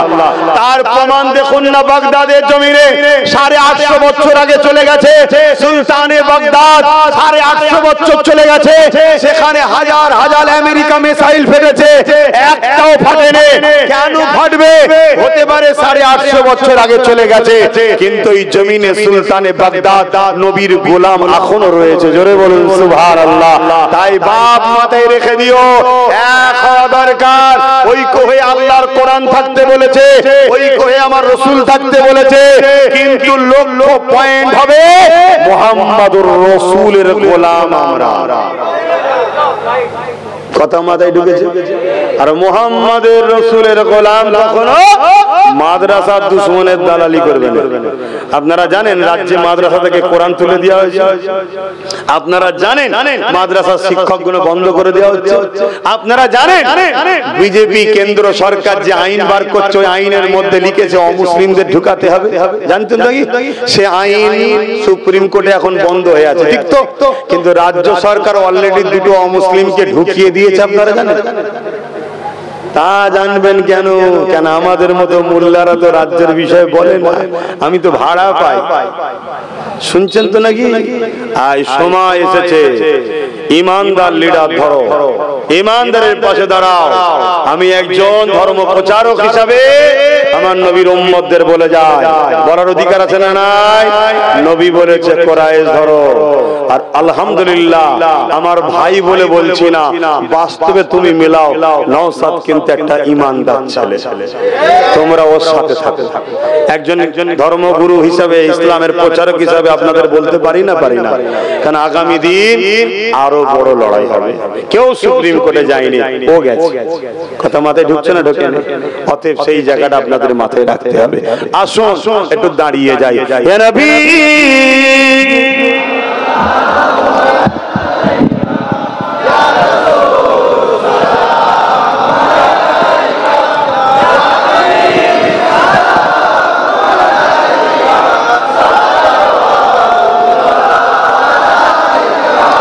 বাপজান আমার, আমরা উলামারা আহলে সুন্নাত ওয়াল জামাতের আকীদার মানুষরা আলেম উলামাদের মধ্যে থেকে কাদের সঙ্গে থাকবেন, একটাই কথা মনে রাখবেন, যারা আপনাদের ঘরে নবীর সঙ্গে জুড়তে চাইবে সেই পীর পীরজাদা আলেম উলামা ইমামের সাথে থাকবেন।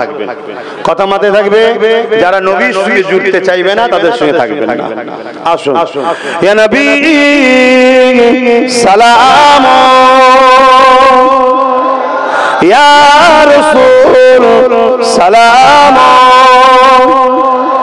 ইয়া হাবিব সালাম, সালাওয়াতুল্লাহ পড়িল আল্লাহ আরবানি, পোহালো দুঃখে রজনী, হইল জগৎ অনুরানী, আমিনার নয়নের মনি, ইয়া নবী সালাম, ইয়া রাসূল সালাম, ইয়া হাবিব সালাম, সালাওয়াতুল্লাহ। সকলে গায়ে গায়ে বসেন, টক করে বসেন।